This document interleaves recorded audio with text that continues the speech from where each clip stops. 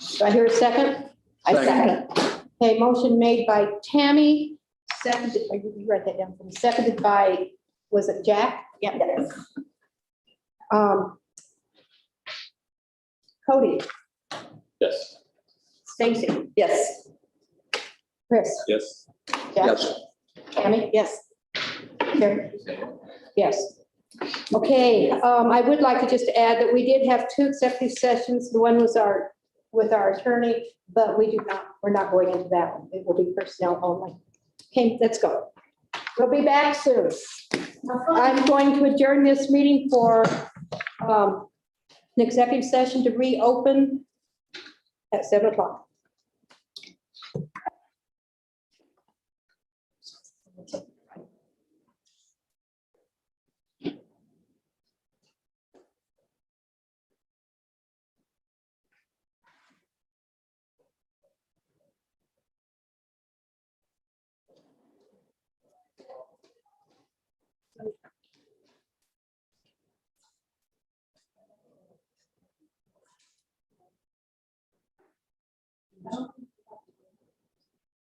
So I submitted that. But if they have questions or something, maybe that they saw. When they read it, ask, yeah, I just asked them. You got introduced last time, right?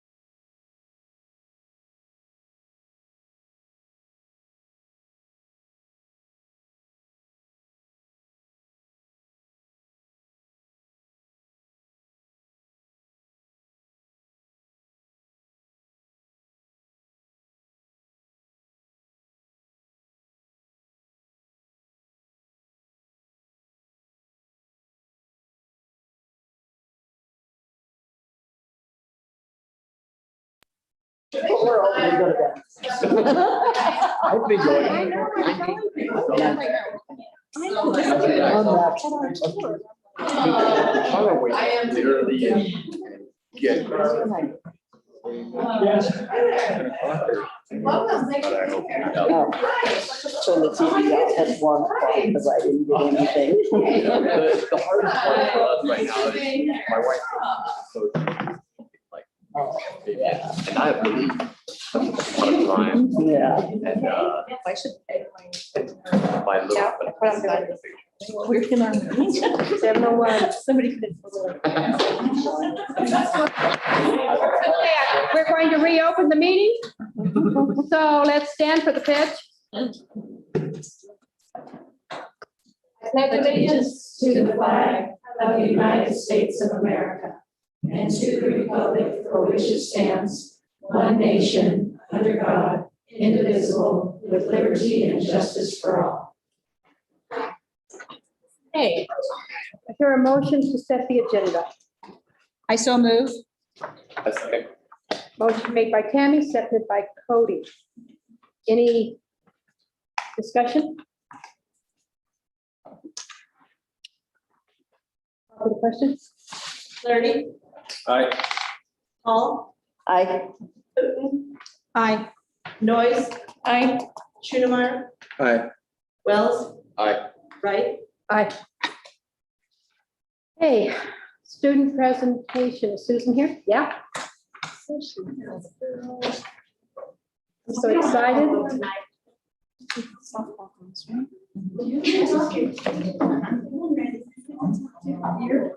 Randy, I think you're part of the team. I think you used to play on that field when it's baseball. Yeah, but not with the girls. I'm sorry. I'm Alec, I'm a senior at MCHS. I'm Matt Sixon, I'm also a senior at MCHS. I'm Taylor, and I'm a senior. I'm at the Convert, I'm a freshman. Whoa, good. So the improvements we made to the MCHS softball field are power washing the dugouts, scraping old paint off inside and outside. Dugouts have fresh coat of paint inside and outside. Trim has been repainted. Dugout benches have been repainted. We also replaced the dugout bench in the visitor side. Have placed 60 tons of infield mixture on the infield that has been leveled, removed the lips between the outfield and infield. Maintenance has taken down the left field fence. It will be replaced, and we reseeded the outfield and watered a ton. Looks much better. May have a few periodicals left with it. It looks phenomenal. I was out there this morning walking the track and I just kept telling the friend I was walking with, so excited. And they've You done guys are all the doing work. such a great job.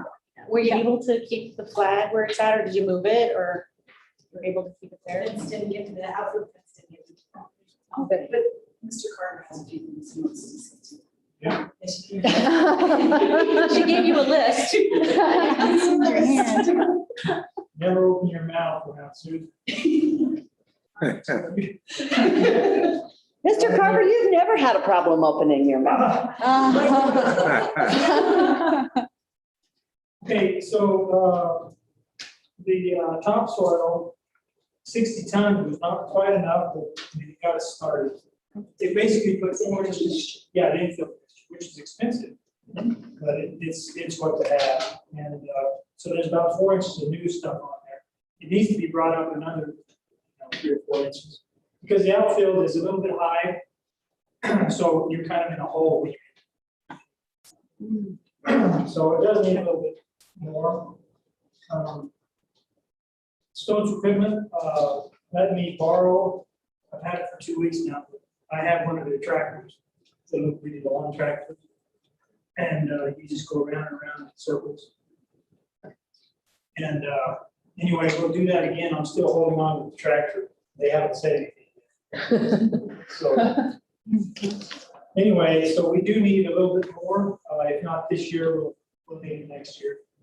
The field, to me, has a lot of really good potential because of, all the trees and vegetation out there. It's going to be a fabulous field. We need to, for people to come and play. Because we more dirt and additional level. The fence on it'd be the left field fence. It's been removed, and right now there's concrete and little stubs of pipe sticking out of the ground, which is a safety hazard. The only way to get rid of that is either dig all that concrete out, which would probably get into the irrigation system. So what I propose is buying some topsoil, and there is a hole right there on the left field side. It needs to be brought up with the outfield, because right now, if the girl's running for the foul ball, she'll probably take a big digger, because you'll face plant as you're looking up, you know. So we need 3 or 4 loads of topsoil, and we'll blend that, and it'll blend right over the top of the old fence line. So that'll be good, and then we'll have to water it up with new grass. And the dugouts, the front of the dugout, for some reason, it's like 2.5 feet tall. So we're gonna increase the height of that to 6 feet, and hopefully get some rubber bumpers in case somebody's running with foul ball, and impale themselves. I think that's. And we have all the materials for the fence and the dugout already, Kyle. And it's just the topsoil, which Ray's King puts on instead of an additional. Yeah, it'd be a field to be proud of. Something that will be fun. Well, I'd like to tell you girls, thank you. And Randy, thank you. Susan, thank you. I'm 3 seniors, so what's your team gonna be like after this? You're gonna have to start We recruiting. have a lot more seniors. The rest of them are already after this year. So you're gonna have to do some recruiting and training, a lot of coaching going on. Because I expect you to win and bring us home a trophy. So. Another $20,000. So Kyle, I think I saw in the board packet, we had some leftover funds. Were those accounted for yet, or? I'll give you a full. Oh, okay. I know Ray's working on it, Mr. Archibald's. Great. 5 or 9,000 left over. Thank you. So that's been great. Good, good. Yeah, Thank so you. I applaud you Have a guys great for season. all your Thank you for all the hard work. work.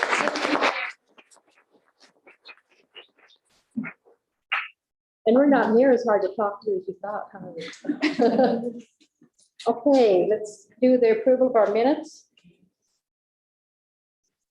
For June 22nd, executive session and regular. I make a motion to approve the minutes. Motion made by Stacy, seconded by, was that Chris? Yes. Seconded by Chris. Any discussion, corrections?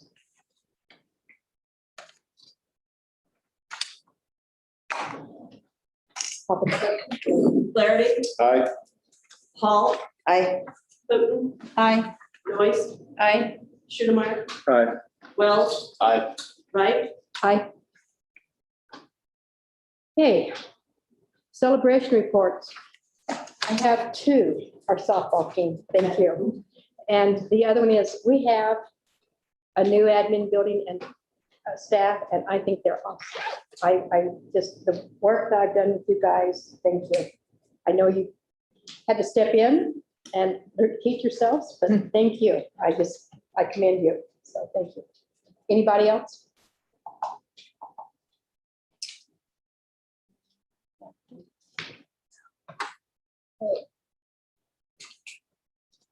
Superintendent's report. What would you like me to, how would you like me to present it? Would you like me to go through it? Do you have any questions?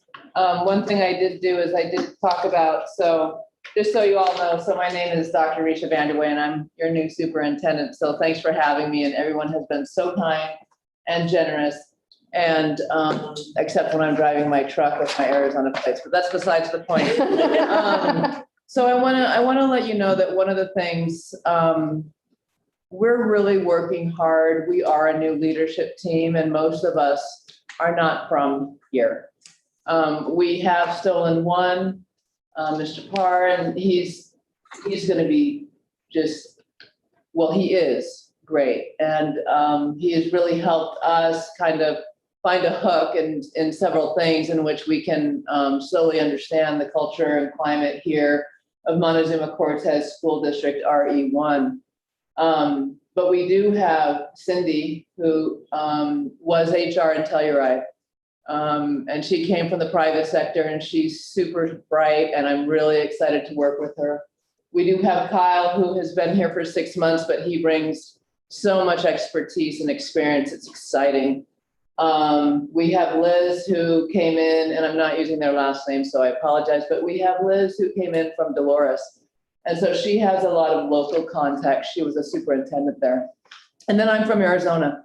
And I was in Flagstaff and Tuba City as a superintendent. And I can tell you that the staff that was here prior, they worked their tail off. You know,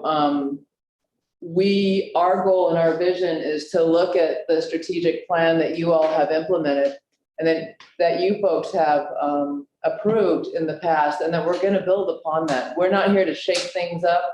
We're not here to create, you know, shock in this community. We're here to build on all the wonderful things, the time, the effort, the training that you've already done. But we will also enhance it, and we will enhance your experience as students. We will enhance your experience as educators, as staff, as board members, and as community members. And we're super excited to be a new face for your district, because we care so deeply. That being said, the previous administration had focused on an organizational chart, and Liz has spent a lot of time, and with the rest of our cabinet, we have worked very hard, and I forgot Deb. So Deb's my backbone right here, just so you know. You all know Deb. But we've been working on this organizational chart, and one of the things that we have focused on is we really want to be clear in a shift, a time of change. And I've got extra copies up front if y'all want some, but in a time of change, people really need to know where they can go and who they need to talk to. And, you know, what do we do? Sometimes it's kind of cloaked in darkness. And so this is a rough draft. This has not been approved by the board. We are just brainstorming. In fact, our administrative team will be coming back on Monday, and I know some of them are here and they don't know that they're going to have a meeting with me. But we're going to be going through this, and this is going to be a living document. And the goal is first of all, kind of explain and identify what it is that we do as a team, so you guys understand and it's clear. And if you have questions, or community members have questions, or teachers have, they can come see us. They know who to see. And then we're going to kind of go through each one of these systems and identify what is it that we do in that system, because I think we get lost in it. And I think people don't know what people do. And so the idea is, over time, this hopefully will be more done in a year. Like, this will take time for us to figure out what it is that people do, because people have been doing so much. So basically, most of my report is about this organizational chart and kind of trying to keep the same goals and priorities that you guys have identified in the past through your 90-day plans. And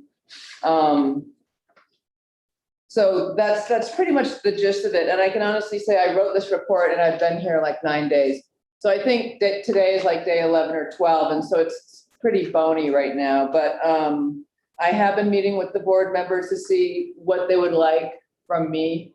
And we are identifying a communication strand so that we can all better communicate, not only internally, but externally. And so I'll be reaching out to all of you with some of, these guys have some great ideas of what we can do, and I'll let you know. Do you guys have any questions, board members?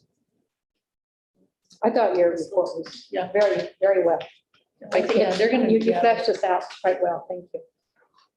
Anybody have any questions on her? Could you just touch briefly on your meeting with council members in Toyoak? Oh, Sure. So 2 Fridays ago, Miss Wright and I went to Toyoak, and we met with several members of the tribal council and Tina King Washington. And we met with them, they did introductions with us, and it was great. So they're building a new school, they're starting this year with a K-1. And so, you know, we just kind of talked, and it was a lot of fun. My background is I was just recently a superintendent on the Navajo Nation in a town called Tuba City. So I recognize the importance of, you know, partnerships and systems of support for our neighboring communities and our, you know, our tribal communities. So is there anything I need to? I want to add one thing is that Selman Whitehorse has been attending national IPP meetings, and he's come up with some ideas, and he and Tina are working on so that our IPP meetings will be better. And it's not going to be just the same old thing. And I talked to Tina just a few minutes afterwards, and she said, yeah, she's really excited. So she's going to get with Selim and work on it and help us with that. So in October, hopefully we'll see some changes on that. I was excited about that. Might I add as well, they did extend an invitation to all of the Board of Education on behalf of when they do events. We will all be invited. I recommended that they went through Ms. Ramsey. And so just say no. But you know, I really am excited because, you know, they seemed excited that we were there, and they seemed excited for the opportunity. You know, what's neat is they're also working on Toyac curriculum, language revitalization, cultural revitalization, and that's kind of my background as well. And so I'm really looking forward to collaborating with them and helping them attain, you know, their educational and cultural goals as we move forward. It was a very positive meeting. Thank you. Anybody else? Moving along, staff reports. Liz? Did you want to add anything to what you reported on? I don't, unless you have any questions from the report. I kind of gave an outline. I'm with Dr. Vanderway. I'm on day 11. It's been busy getting to know everyone. And a few projects are on my desk, but they're underway, and we're working through those. But I wrote out everything that I've been working on or will be in the near future. And I also am putting together all the district safety procedures and protocols and getting ready to put together a plan of action for the principals and community members that are part of that team as well. So we're working hard on that. We had no one answer the RFQ for that position. And so I'll assume that until Dr. Vanderway tells me. So I attended those, you're talking safety meetings, and we did have community members. Mr. Card, we had the police, we had the fire, we had the hospital, we had the principals there. So are you going to try to, and then we had a beautiful book, right, procedures. Right.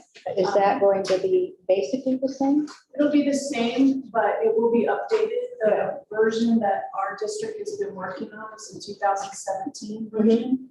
And there are several things that have changed based on recent events, and as educators learn better ways to do things with emergency situations. So we'll jump it into 2021 and update some of those procedures and protocols and ways that can teachers and adults, the teachers and students can respond in an emergency. So we're working on that. But yes, basically the same format as far as the meetings go, but we'll update the materials and the procedures. So we'll be getting invites at some point. Yeah.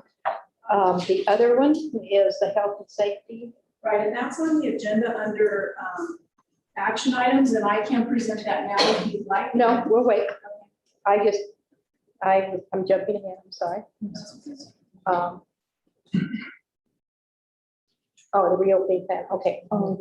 That's why I hesitated when you said staff reports. I was waiting for that, but I. No, you get to just talk a lot tonight. Okay, Evening board superintendent, community members. In my board report, you're gonna find the fourth quarter financial statements. So that's looking at our financials from April to the end of the school year, June 30th. And it looks, we're in a good position all the way around. We're gonna see more money, increased revenue from the state, so that's a plus. There was a lot of money unspent because last year was an anomaly, it was a COVID year, so we should see a lot of carryover when the audit gets finalized and we see where our balances are. And then also, all the extra money we're getting from federal relief funds. So again, we're in a really good position going into the next school year. Some facility updates, just kind of to tag along to the great presentation we had by our softball girls and Mr. Carver. As they mentioned, there's been a lot of work already done. And if it's not done, most of the materials have been ordered and we're waiting for them to be installed. When I talked to Ray yesterday and really the whole last week, there were a couple other items they were looking at that Mr. Robinson and high schools felt definitely were needed to get in to make it a useful tool for this year. And Mr. Carver already kind of touched on trying to get some more soil. So there's the infill mix and the topsoil. So those are two different things we're looking at. Also, and correct me if I'm wrong, we need to look at foul line poles, and we got some quotes on those. You get between $1,000 and $2,000, whatever the quality vendor we go with, and then also some bases. And it sounded like the definite requirement was a double first base, but in general we need to buy all bases, and it's not a huge difference to get all of them versus just that first base. So essentially, right now, with the $20,000 budget that was approved, there's about right under $5,400 left.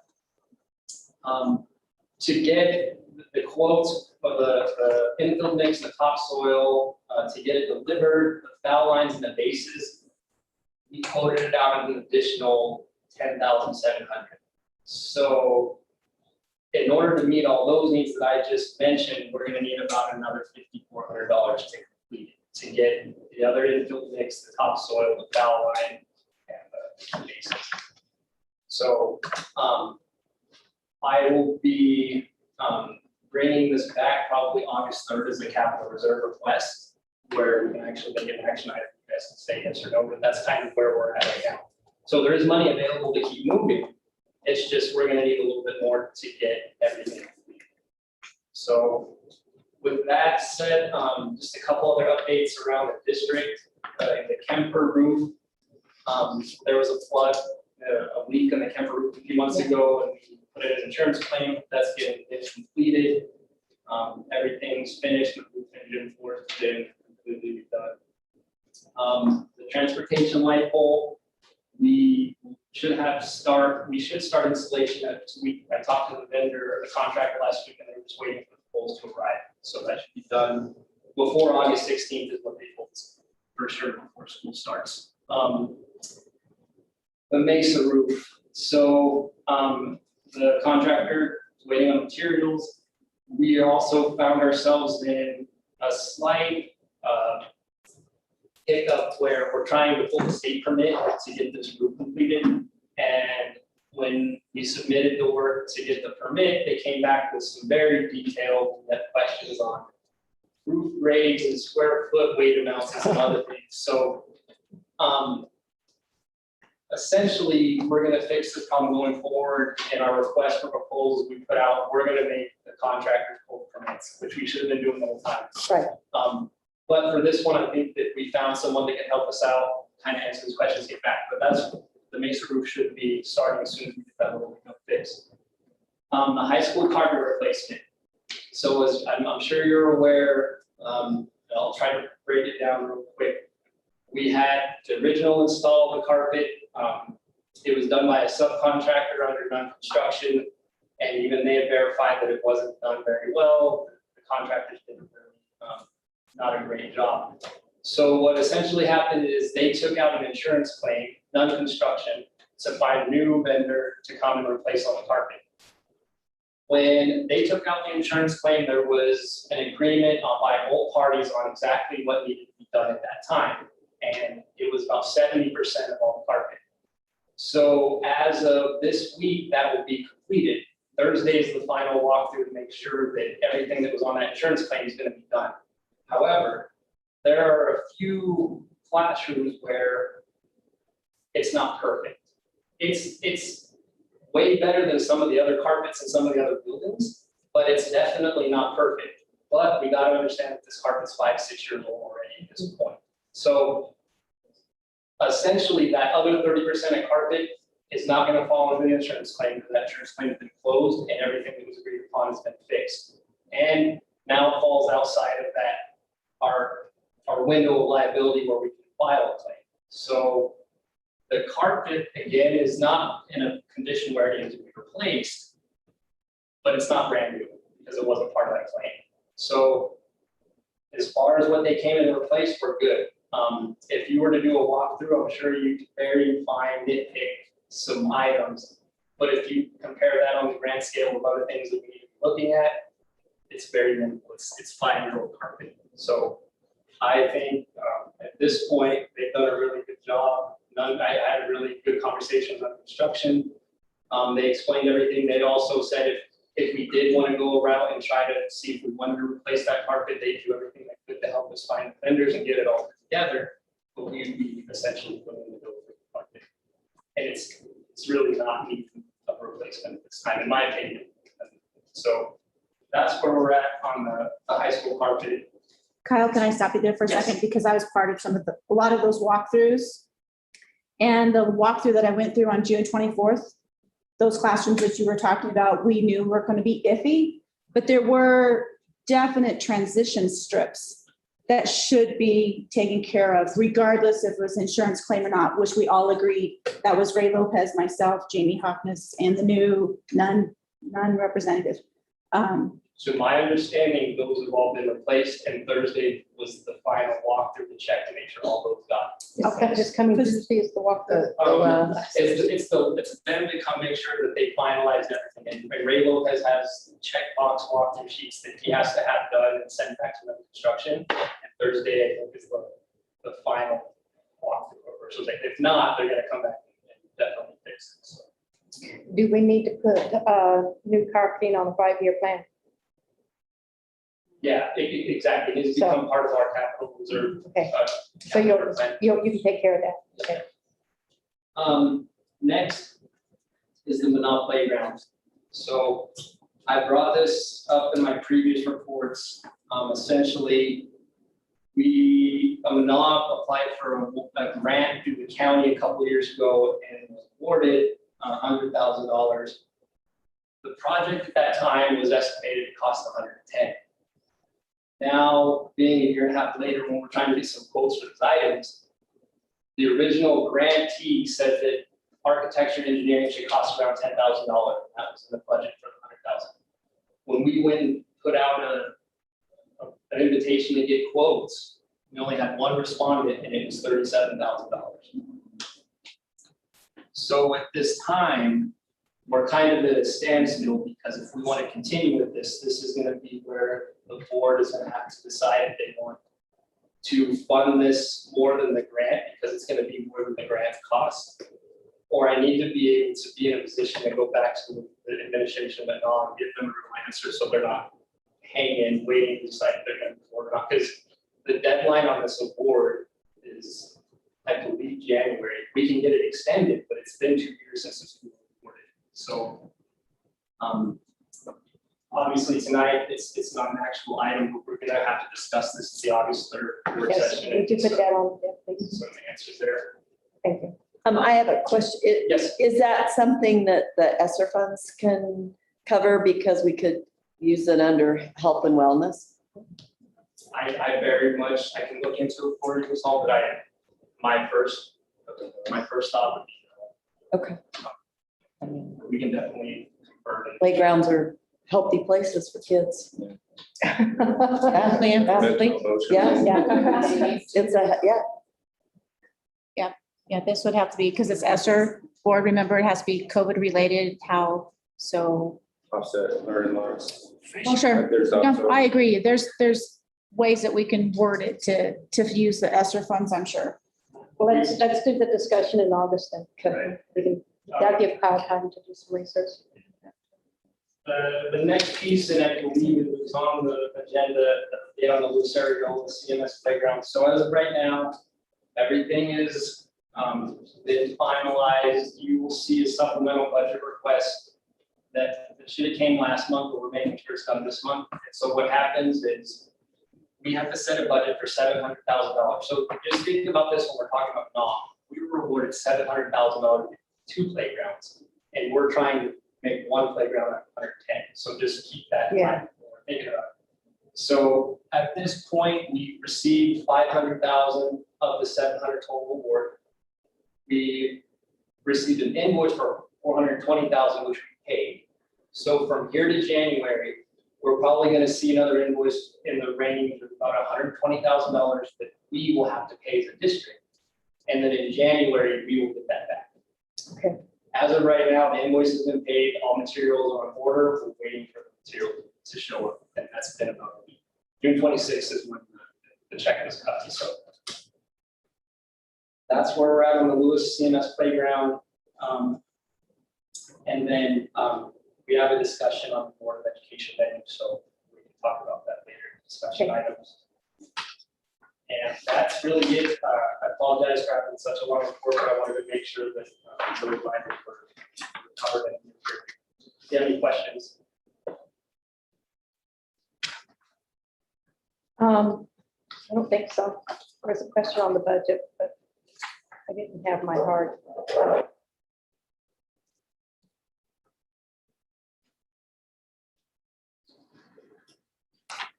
So, right now, no. Thank you, Kyle.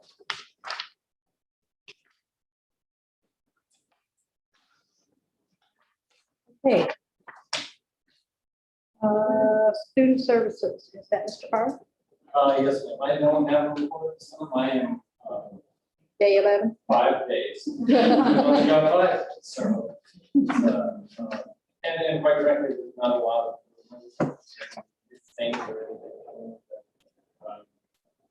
As we meet on August 3rd, we'll be discussing some of our curriculum. But at this time, there's nothing new or significant to share. Yeah, that's on our agenda for August. This version.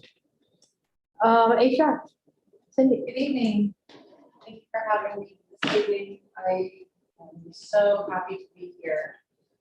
I jumped into this position and every day, like Carol said the last time, running with it. I have provided you a board report, and I wanted to overview the employee benefits and the risk management portion. I have had the opportunity to meet with our broker, with UBS. He provided a very detailed overview of all areas of the employee benefits. Provided the usage reports for the last quarter. I was able to get a definite handle on what we have available for our employees and able to answer questions regarding those benefits during open enrollment and also employee orientation. We have some excellent benefits, also the wellness portion of our added benefits and also the telehealth.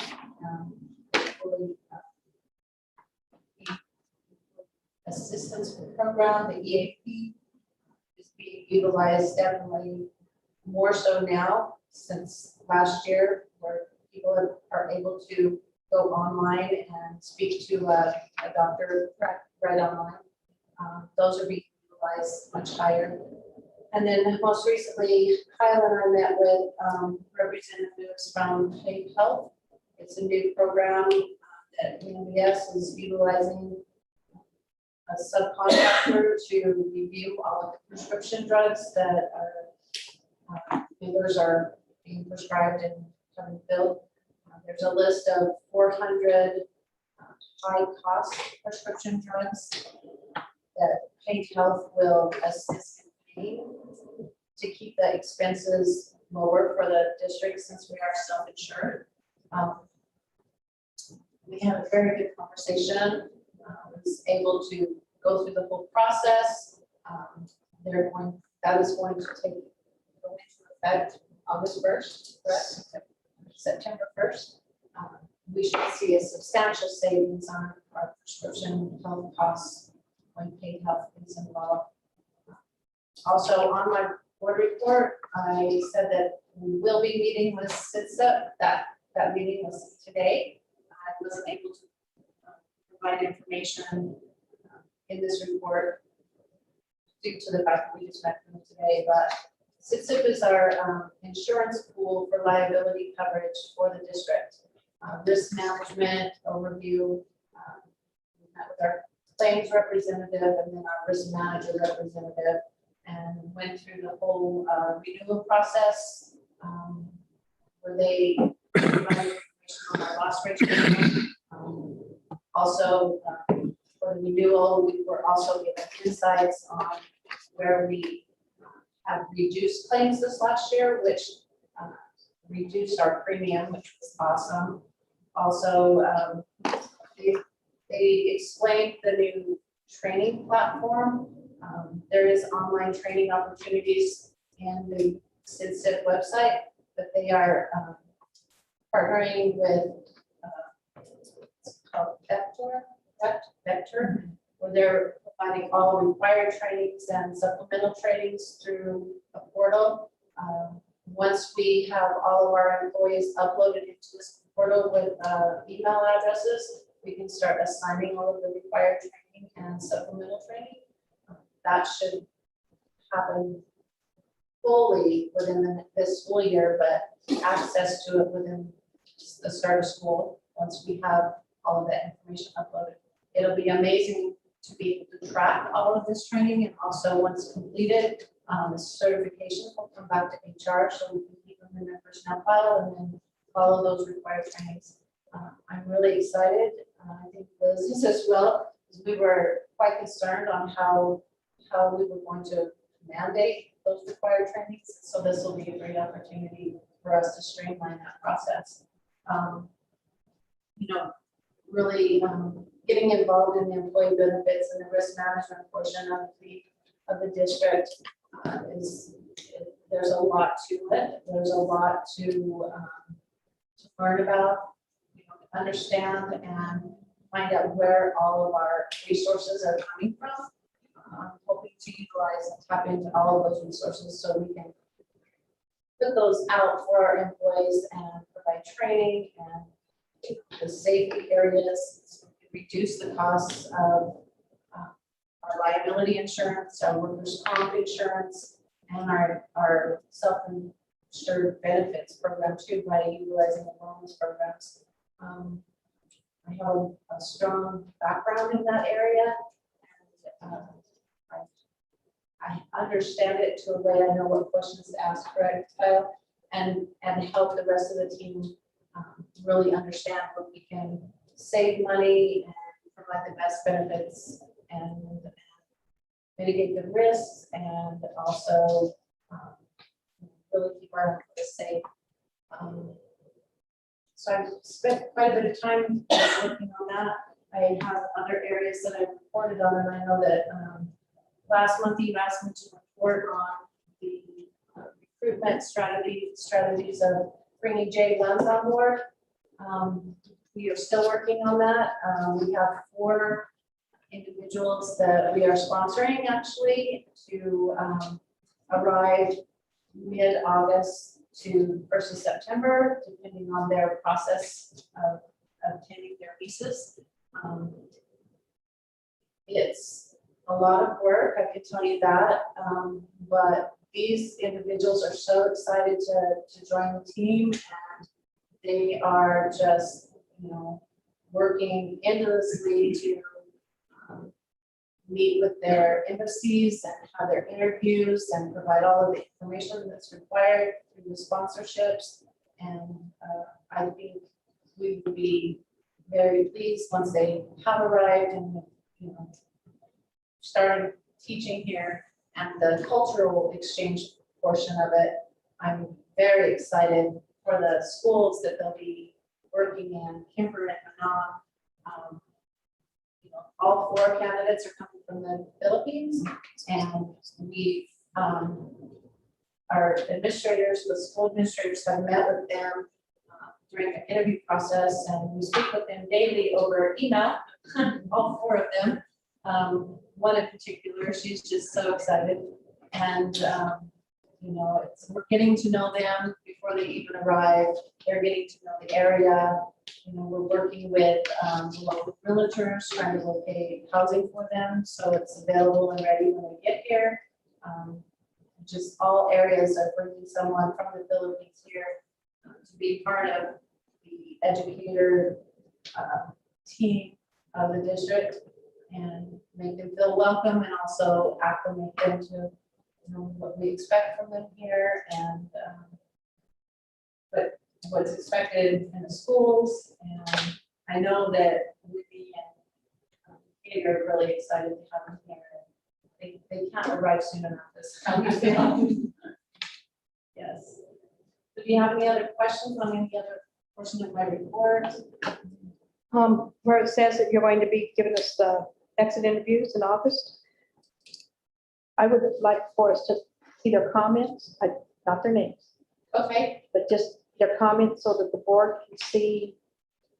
every month in each. No, Oh, just- I would say once a quarter with you I as the think board. that's what we were doing. Yeah, once a quarter, just. I hope we don't have that many. Well, every not, we shouldn't have any, hopefully when school starts, but just so we can keep track of what's going on. Where do we need to change?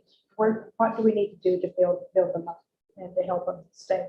Most definitely. You know, if they're leaving because of a family emergency or something like that. But relocating, you know, husband or wife down another job, you know, just something like that so that we have an idea of what's going on. I appreciate that. And then looking at the list, these are for this year that we still have to fill. Yes, So, is that correct? so Kemper needs a teacher for every grade level. Manon, I'm sorry, I was reading Kemper, but looking at Manon. Well, I think we're filling 3 of those. Well, we've got 3 J1s and then 3 more. we need 3 more. I mean, the J1 visa process is extensive, so there are like, all the new applicants are J1 visa applicants. We have no in-state applicants in our pool that we haven't already interviewed or taken out there. Yeah. And so, yes, there's plenty more people to interview. I could interview 3 more and hire them. But it would be January before they get here Right. or next school year. Well, I was just looking at that and going, do we need 6 teachers for Manon or Yeah, oh, I do, if the J1s all make it. out of all of them, not then counting it'd be J1 yet? 4? Yep. Okay. All right. That was my questions. Yeah. Thank you. And we are working diligently on a weekly basis, meeting with Whitney and gathering our resources to assist her in this position. So it is a definite priority. And so we are doing, we're trying to be very creative, look outside the box, make sure that we have teachers in the classrooms. Okay. Any questions for her? Oh, thank you for your report. Thank you. That was very in-depth. Thank you. Thank you, Kyle. Okay, moving right along. Board request reports. Tammy, legislative update? Yeah, so I have some requests and I have reports. How would you like for me to start? It's your choice. I'll start with reports. Legislative wise, we have, of course, everything's wounded down at the Capitol. We know good things have come from that. There are bills that we're still looking at that's going to affect us as a CASB membership. So in October 21st through the 23rd, there's going to be our fall legislation conference. And thank you, board, for allowing me to be our representative and voting member there. Also, just to remind us, I know that our next item of discussion is the resolution for rural schools. We are finding, or I'm finding, and other rural representatives that sit on this legislation resolution committee, we're finding that our rural voices are not being heard loudly enough. As we all know, by participating with Rural Alliance and how that group has able to help us here locally. But it seems to be the four corners of our state, north, west, southwest, southeast, and all the north, whatever I left out.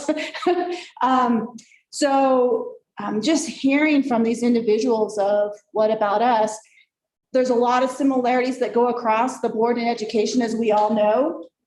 But the I corridor, 2570 corridor is now the louder voice. And so I'm just hoping that we'll be able to kind of maybe come to a resolution to bring forward that we can be that voice in CASB. They've been supportive of rural. There hasn't really been a section between the two, but COVID kind of has seen that. And I think the Denver schools particularly have noticed how that impacted them by their in-person lack of attendance because of COVID being more rampant there.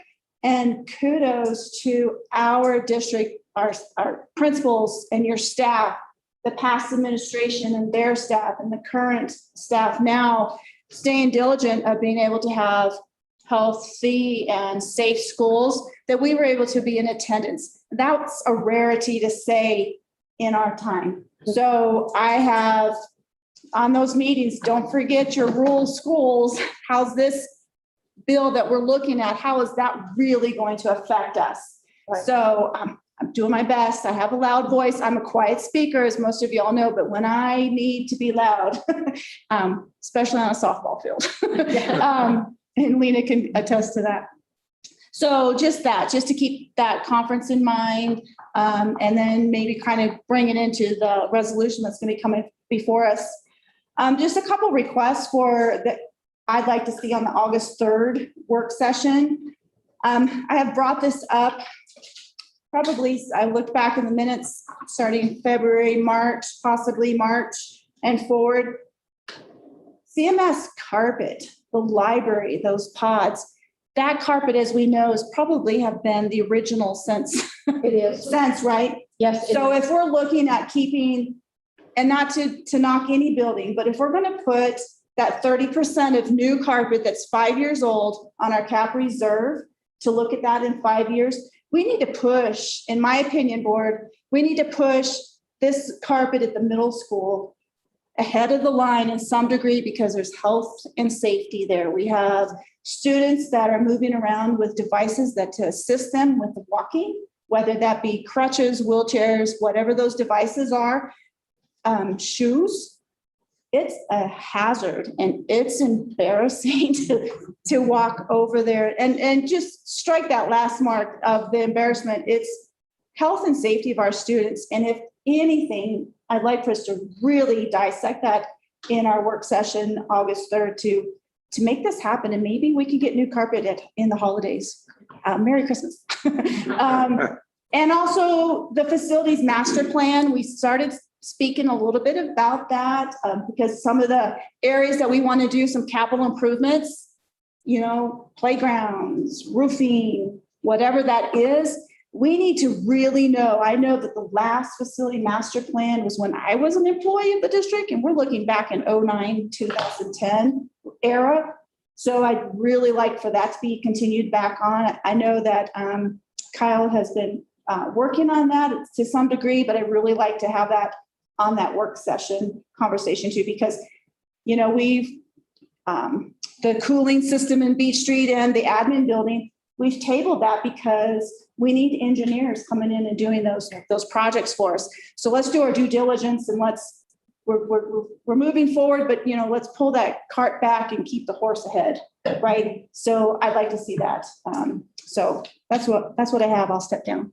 Going back to be that quiet person. Saying the carpet in the middle school, I was trying to think, it's when we built it, and I believe it was 88. 84-ish. So, Kyle, you were in middle school, right about the time we built that, I was correct? in second cohort, the second So- class to come. And Drew, this is aging me, isn't it? Drew, you left the year that we moved into the middle school. It was the year after you left. So, yeah, so that's telling you how old that carpet is. It's telling you how old I am.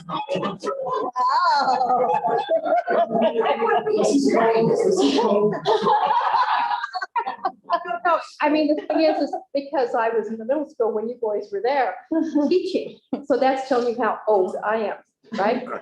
So just saying, it's, we. Sounded like a dig to you, Drew. It was aimed at Drew. Yeah. I just wanted to. You took it well. You took it really He's well. got broad shoulders. You're in education. So Yeah, I know that. it's my turn. The CASB resolution on rural schools. I have not written it, Tammy, because I don't know what to say.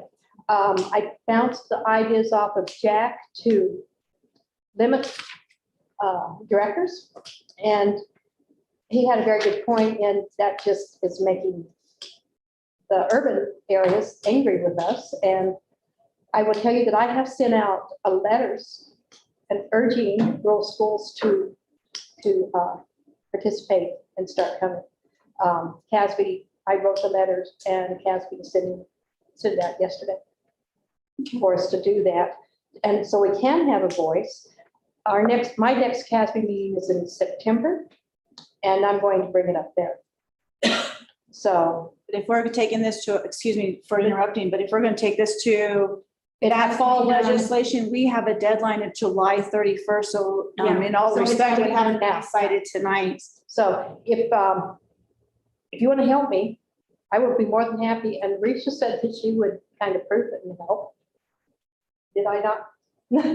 Am I putting No, no, words no. in your mouth? Not at You and all. I would talked love- about it. so- Yeah, no, I would love to support you and help you write the So resolution. if we did. And I'll Do you think? and willing to help. I as think well. So we So just need to between get Jack and I and you and Risha, I think we we can board do is it. that over? I mean, I know it's not up for an action item, but do we have the nod? Yeah, if we can get the resolution put together, will the rest of the board agree with it? Once I read it. Yeah. Well, yeah. Wait till I read it. Come on, Chris. You can't Give us a blank, go from there. He said. I know. Okay, Sherry, come on, Sherry. I would like to read it first. If we get it written and we send it out, then you guys can. Right, let me know. yeah, yes, absolutely, Yes. yes. Okay. Perfect, Once it's okay. sent out and- So we, the three of us, four of us need to get together and decide when we're going to do that. And by the way, we'll have to post it as a meeting because there'll be 3 board members, right? Unless you want me to bow out. No, 2 or more No. in the meeting. Yeah. 2 or more, so we still have to post it. So I think No, the 4 of us. 3 more, but yeah, 2 people can meet, but Okay. 3. It's 3. Okay, so when we decide, we'll let you know you can post it. Okay, I've been working with Deb on convention, and we had to get yesterday. And did we ever get room reservations yet? Or are we still waiting? For CASB? Yeah, in December. Actually, we are a priority school because we didn't get to go in 2019, I believe. Right. So there was a Yeah, they did, special link and everyone is now registered, but they have to take those registered people and then they're gonna give us a link. So we should be like in priority to get. So we brought. will probably be there. I told her because I don't know, 6 of you guys are up for reelection, so I just told her to write new member instead of doing names. Oh, right, okay. And I had her register 3 for a special luncheon. Yes, There's, Tammy, Sherry, and Risha are booked for the Joe Feldman lunch. and then the others are the typical lunches that you have normally. What am I forgetting? What all did we talk about yesterday on that? I think that's it. Yeah. And legislation will be Tammy, myself, And understand that when I go to these, you don't pay for me, just my room and board. But you don't pay my registration fee since I'm a director. But Tammy, myself, and Risha at the legislative meeting, also Lori will be coming along because she's going to present with me. Her and I will be doing a presentation. Has Lori contacted you back yet? No, she's Okay, not. so we don't know if we need a room for her or not, but her son lives in Fort Collins. December 2nd through the 4th. To the 4th, yeah. Is the convention. I have been, appointed to serve on early childhood Senate committee. Yeah, second. So I will be, I've had my first meeting last week, and we will be designing what the early childhood program will be. So just to kind of give you that heads up that I am going to be working on that.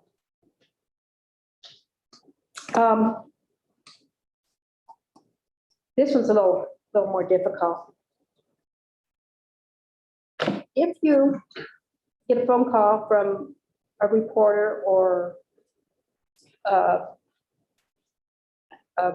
community member and asking you for opinions, you need to be very sure that you state that it's your opinion, not a board opinion. We do have a point of contact, and that will be Risha. The rest of the board members will probably not respond. If you have questions, then you need to go through the communications person, which will be Risha. Do not ask for phone numbers. It's not on the website for a reason. We don't give out our phone numbers. We want a phone number given out, we will give it to you personally. You can email us. So that's just one of the things that we have that it's something that we need to follow through with and be correct with it. I think that was all I had.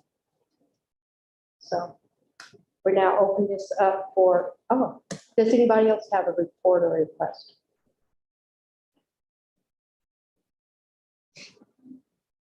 No? Okay, citizens address the board. Is there anybody that would like to address us as a citizen? Yes, ma'am. You have 3 minutes. My name is Michelle Morris, and I have 2 students in the school district. And this is a very emotional topic for me. I'm here today to ask the board and the school district to take a serious look at their wrestling program.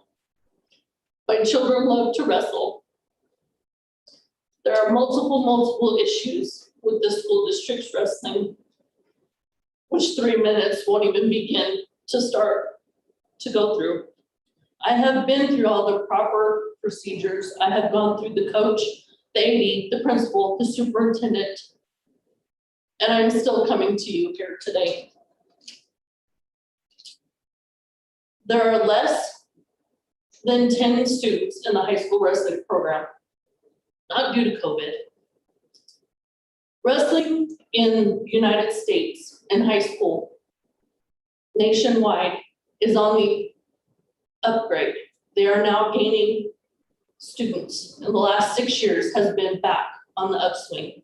And the biggest upswing is also in girls wrestling. We do not have a girl wrestler in Montezuma County in schools. My daughter wrestled for the middle school this year and refuses to wrestle for the high school, which she will now be a high school student.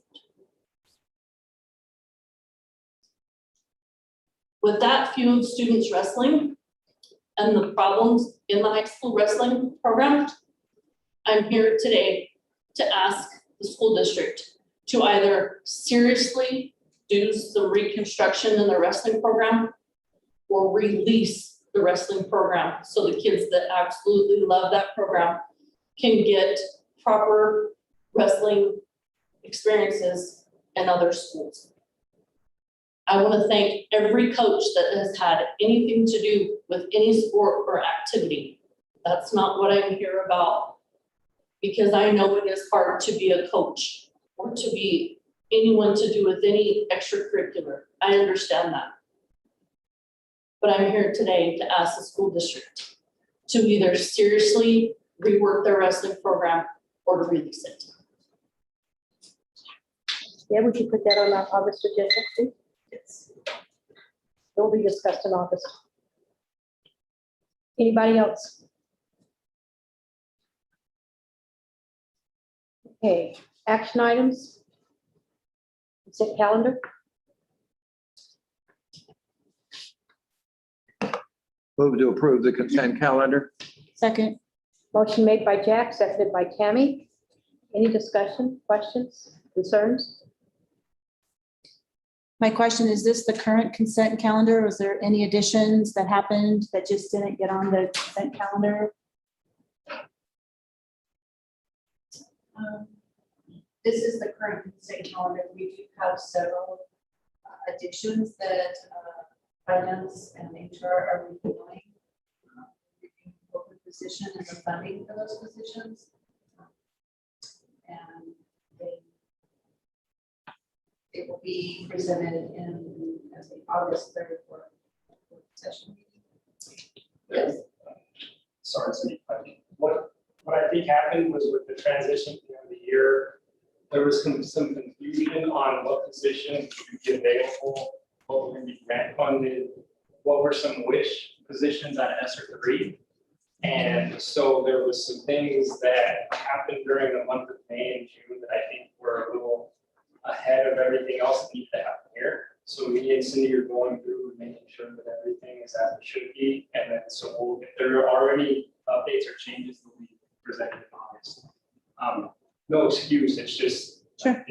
I want to make sure that it's correct because I'm just thinking in fairness to the individuals that might believe that their name is on the consent calendar tonight, that may have been said that they would be on the consent calendar, and I don't see said name of this person that spoke to me. It's not there, so concerns me. There's several that are not. Okay, okay. There were several, probably 6 or 7 that were actually sent over to me today. Okay. So those did not get placed on there, and they are also waiting on the 3rd. Okay. If that specific individual or any other individual has issues with this, I will. directly, and I will explain what we're doing, researching the entire process. Perfect, thanks. Thank you. Any more concerns? Call the question. Flaherty, Aye. Hall, I have to abstain. Wooten, Aye. Noyes, Aye. Schönemeyer, Aye. Wells, Aye. Wright, Aye. Okay, capital reserve request, none. So I would say that we're going to supplemental budget from supplemental budget from grants. Mr. Schumeyer? Oh. This is, okay, the supplemental budget from grants, it's local sources, account 1,000. It's Office of Early Childhood Development, $18,100. Total revenues, $18,100. Basically broken up into salaries. Instruction is $14,655. Benefits instruction is $3,445 for the total of $18,100. Be it resolved that the Board of Education, the school district number RE1 in Montezuma County, that the amount of $18,100 is shown above be appropriated to the 223 fund for the program year beginning July the 1st, 2020 and ending June the 30th, 2021. I make a motion to approve the supplemental budget for child care relief grant in the amount of $18,100. Just a second. A second. Motion made by Tammy, seconded by Cody. Any discussion? You want to give us some information on this? Board President, yes, and there should be 3 more, just to. Right. So- They're coming up. This was a grant that was applied for from Beach Street, and it was some of the additional COVID relief money that the state made available. And really, it was to support childcare. So if there needed to be additional childcare, we needed to hire people for additional childcare at the Beach Street or any of those satellites. This is part of it. That's what it's for. It's COVID money then? It's part of the COVID money that went to the state, and the state approved up and said, okay, this is going to be for CDP and this is. Okay. Any more discussion? Call for the question? Flaherty, Aye. Hall, Aye. Putin, Aye. Noise, Aye. Schunemeyer. Aye. Wells, Aye. Wright, Aye. Okay, as Kyle said, there are three more. This is the Colorado School Counselor CARP grant. It's a 4-year grant funding contingent on annual appropriations. Year 1, 7/1/2021, year 2, year 2 to year 4, 7/1/22 to 6/30/25. It's for the amount that the sources are CDC for the amount of $26,100. And it's broken up into a bunch of different categories. Instruction is $1,220.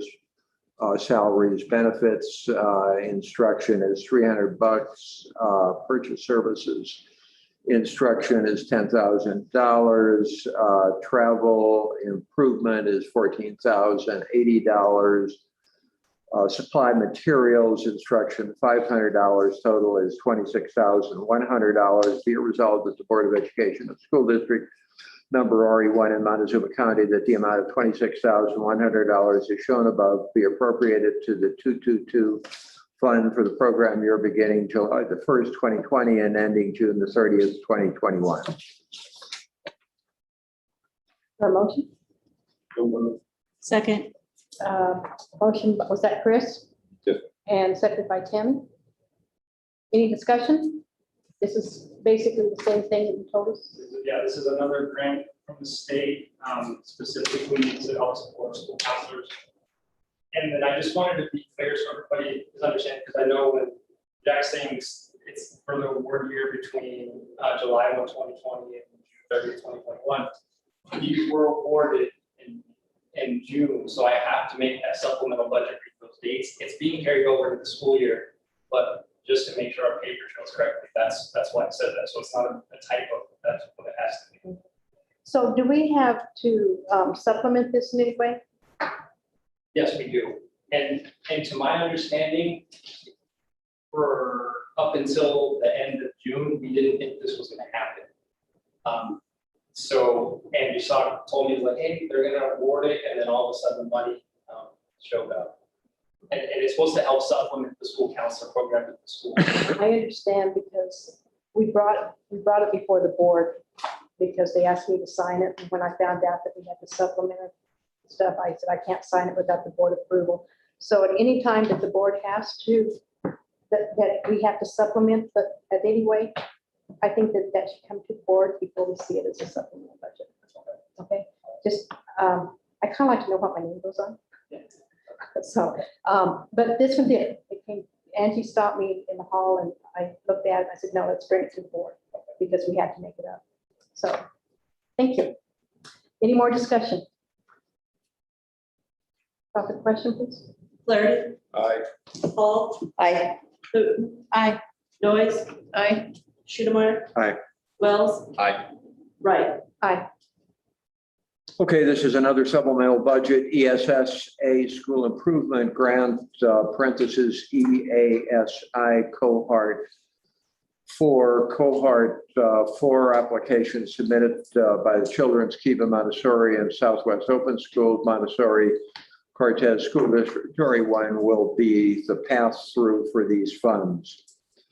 Let's see, the state sources, CDC is, there's two accounts listed. One is $12,000, the other $14,500 for a total of $26,500. And it's the instruction, again, the support Southwest Open School is $12,000. And Children's Kiva Montessori is $14,500 for the total of $26,500. Be it resolved by the Board of Education School District Number RE1, Montezuma County, that the amount of $26,500 is shown above be appropriated to the 226 fund for the program year beginning July the 1st, 2020, and ending June the 30th, 2021. There a motion? Second. Motion made by Sherry Owens, second by Stacy. Discussion? If this just passed, it goes straight to them, so. Yeah. So we're not involved in it anyway. Take call the question. Flaherty, Aye. Hall, Aye. Putin, Aye. Noise, Aye. Schoonemeyer, Aye. Wells, Aye. Wright. Aye. Okay. The last supplemental budget is the CHF Playground Renovations that was discussed previously. The installation of the new playground equipment at Louis Areola and the Cortez Middle Schools. Funding from CHF will occur in two installments, $500,000 received mid-May. The remaining to be paid in January 2022. Construction to occur during the summer break. Final payment to the contractors due August 2021. The local sources were the Colorado Health Foundation for $699,955. The second source is the Louis Areola PTO contribution of $10,000 for a total of $709,955. These are capital outlays. Improvement Louis Areola is for $294,813. Improvement for the Cortez Middle School is $415,142 for the total of $709,955. And so be it resolved that the Board of Education District number RE1 in Montezuma County, that the amount of $709,955 is shown above be appropriated to the 223 fund for the program year beginning July the 1st, 2020, and ending June the 30th, 2021. I hear a motion. Second. Motion made by Sherry Noyes, seconded by Tammy. Any discussion? But I have a question. This says construction to occur during the summer break. Yeah. It has it already started? I think that was the intent, and so everything's ordered. It could start before school starts, but I mean, when that was the language when we received the grant award of what the timeline was. Okay. So everything's in order. If it gets here in time, it could start before school starts. That's what we're hoping. I guess my concern is it's starting before school starts and in the middle of it when school starts, where it's, especially at the middle school. Yeah. What are we gonna do for We kids? communicated with them. The plan is to do the demo work. Oh, okay. The week before school starts, and then we're gonna tape off the area and have it figured out, so there's just a small area that's taped off. Oh, okay. And I believe the first week of October, that week, it might take about 10 days, is what they're saying, to complete. So we'll have to. Okay. I'm just worried because you guys don't have that much room anyway. We've got a plan. I'm sure you do, Drew. You always are very good about that. Any more? Kudos to Lakeview. Louis Areola. Louis Areola. Lakeview on the brain. Thank you. $10,000, that's awesome. Yeah, That's got to be your Cody suffers. It's an amazing contribution. Really, that's going to fund the adjacent shaded area. outdoor class or dining purposes or even people's use when school's not in sessions. That's awesome. Somebody told me they were going to go to that hoedown. And they said, do you have any suggestions? I said, yeah, I'll take a checkbook. It's not cheap. And, just to, expand on that, the $10,000 contribution from the PTO is just the monetary contribution Right. they made. Without their efforts, none of this would even be happening. That's right. I agree. They did a lot. I mean, Yeah. can attest. And those parents really beat the bush for that. They worked hard for it, So so. many people. And they're actually going to, once materials are here and construction begins, they're also going to participate in the demo of some of the old stuff as well. Yeah. So it's truly a community. It is. I'm impressed with them, so. Hey, anybody else? Hey, let's call for the question. Flaherty, Aye. Hall, I, Newton, Aye. Joyce, Aye. Schindlemeyer, Aye. Wells, Aye. Wright. Hey. Liz, it's reopened. Right, Dr. Vanderway asked me to present an overview of the plan that you received. And hopefully you'll be able to read it over. But that is in draft plan, waiting for board question and then local approval. But we just wanted to go over some of the changes and how we arrived at what we did. The criteria that we're using planning for 2021-22's plan was public health, obviously CDC guidelines, CDE guidance. Although CDE is still holding their guidance back right now as far as mandating things, they're just not rolling out quite as fast as we would like them to, but their website says coming soon. So, and then the reopening plan from last year was used and revised.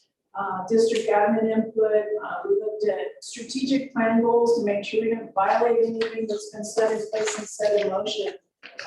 Dr. Vanderway has been admonishing us that we're going to keep the course, keep the momentum going, and our district management plans in the different areas. So I wanted to highlight the changes for you. What changed from last year to this year for the schools, the staff, the students. In social distancing, never heard that term until about a year and a half ago, right? But now it's part of our life, and the social distancing has changed from 6 feet everywhere to 3 feet in the classrooms if we can maintain that, and no outdoor limitations. And that is based on the governor releasing any of his previous mandates. And then class size, we were given guidance previously last year, and it was stated in the revised plan, but there's no specific size limitations any longer, as long as you can maintain a safe distance when needed in certain situations. The cohort-based grouping to avoid mixing.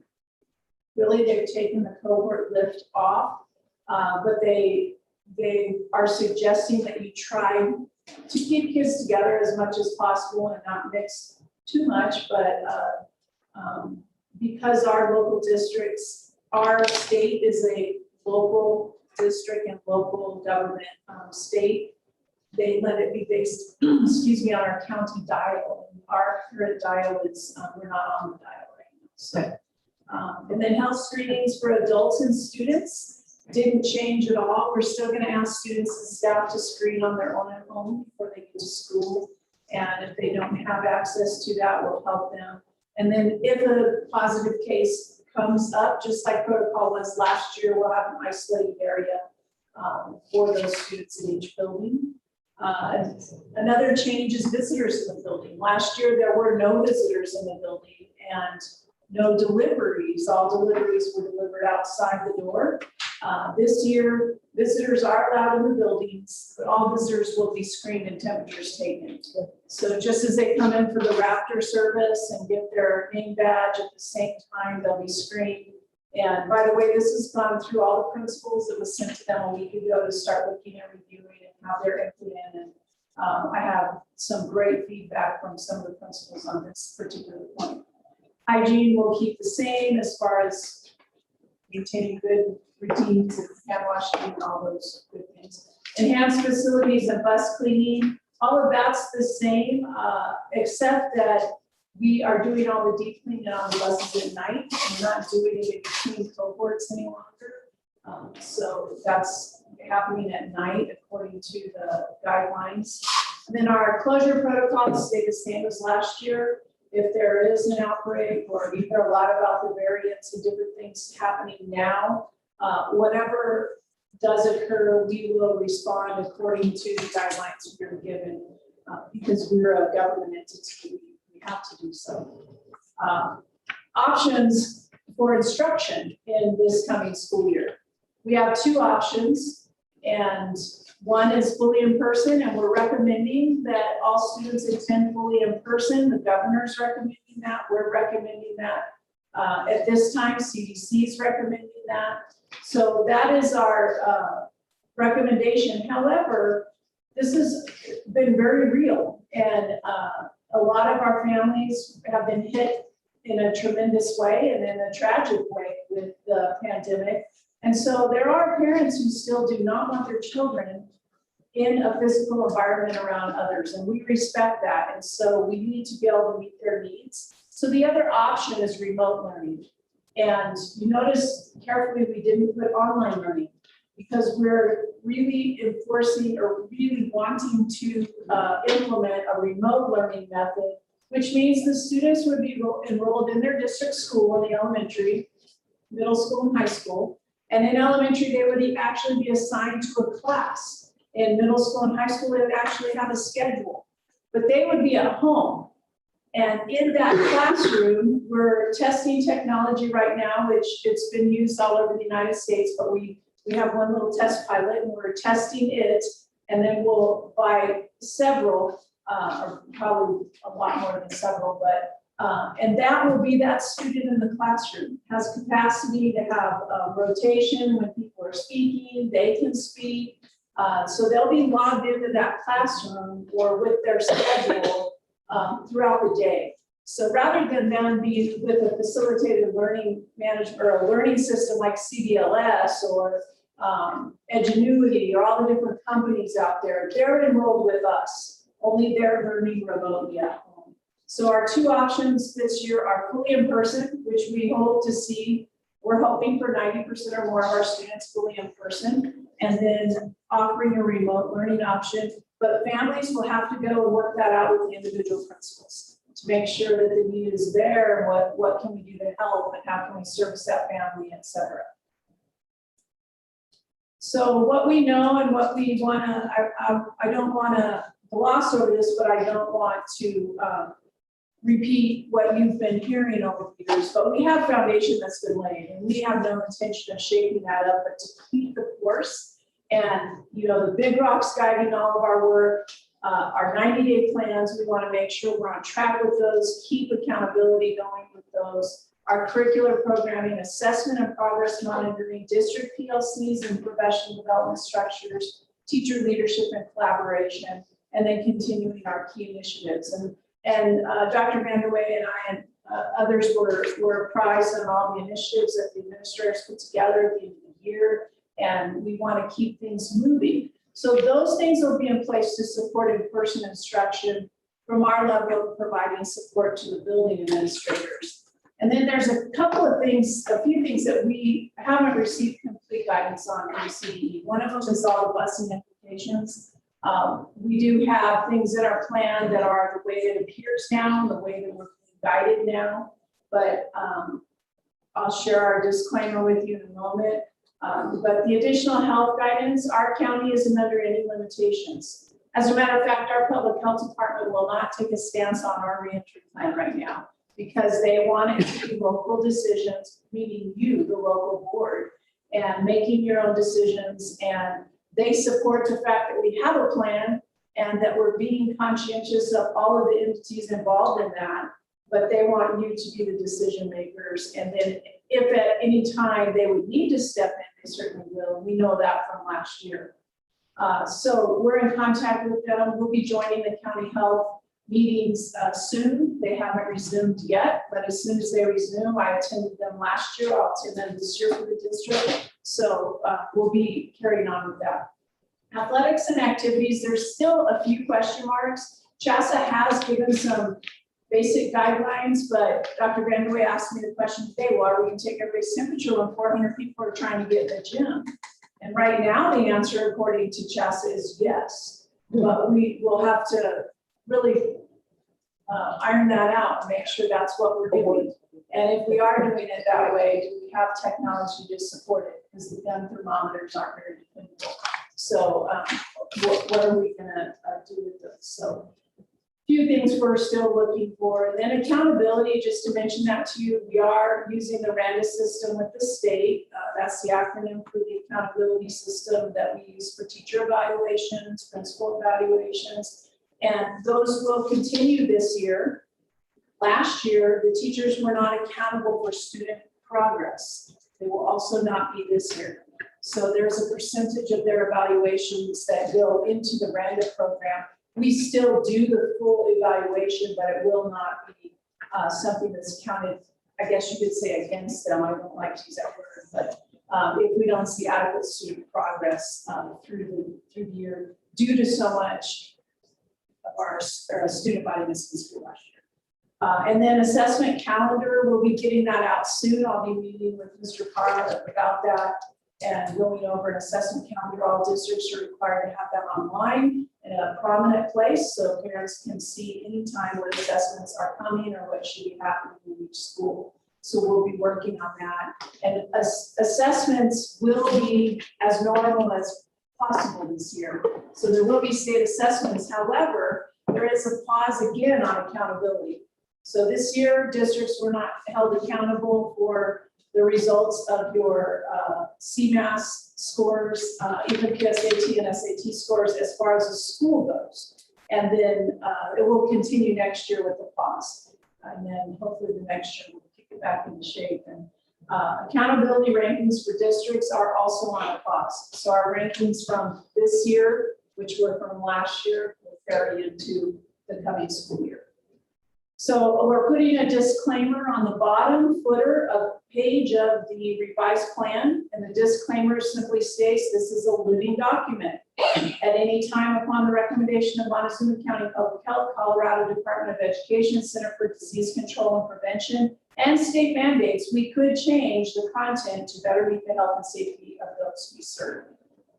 For obvious reasons, we know why that's there, but we need that disclaimer in the event that, say, masks have to come back. Right now, there's no requirement for masks. So if they have to come back, we're going to change that, and so we'll keep it updated to the board approve that. Any questions? No questions. I think this is a really nice job. I want to interrupt. This is an action item. Don't we need a motion on the floor before we discuss ask it? questions or discuss? Do we need to vote on this? Because you said still It's a being draft. under review, it's a draft. Yeah, I talked to Dr. Vanderweer about that too. We do need your approval, understanding in the document, it says it's a living document. So based on, it won't be anyone's opinion because the board will have approved what the work we've done. However, if we have higher up guidelines that have to be changed, in your approval, you understand that we may need to change some of And you that. bring that to us for approval? We don't have to bring it to No, you don't. I'm asking if you are. We can, yes. I think that we need to be apprised because we have so many people talk to us that we need to know what's going on instead of saying, oh, they changed it. So please. anytime there's a change, we'll make sure that you know why and what it is. I don't. Or if it's something that could be controversial. We've already approved the agenda. So I need to hear a motion From to, the agenda. for Have this. to make it a motion. I make a motion. If I'll second. Okay. Second. Motion made by Stacy, seconded by Cody. Okay, now let's discuss it. We already have.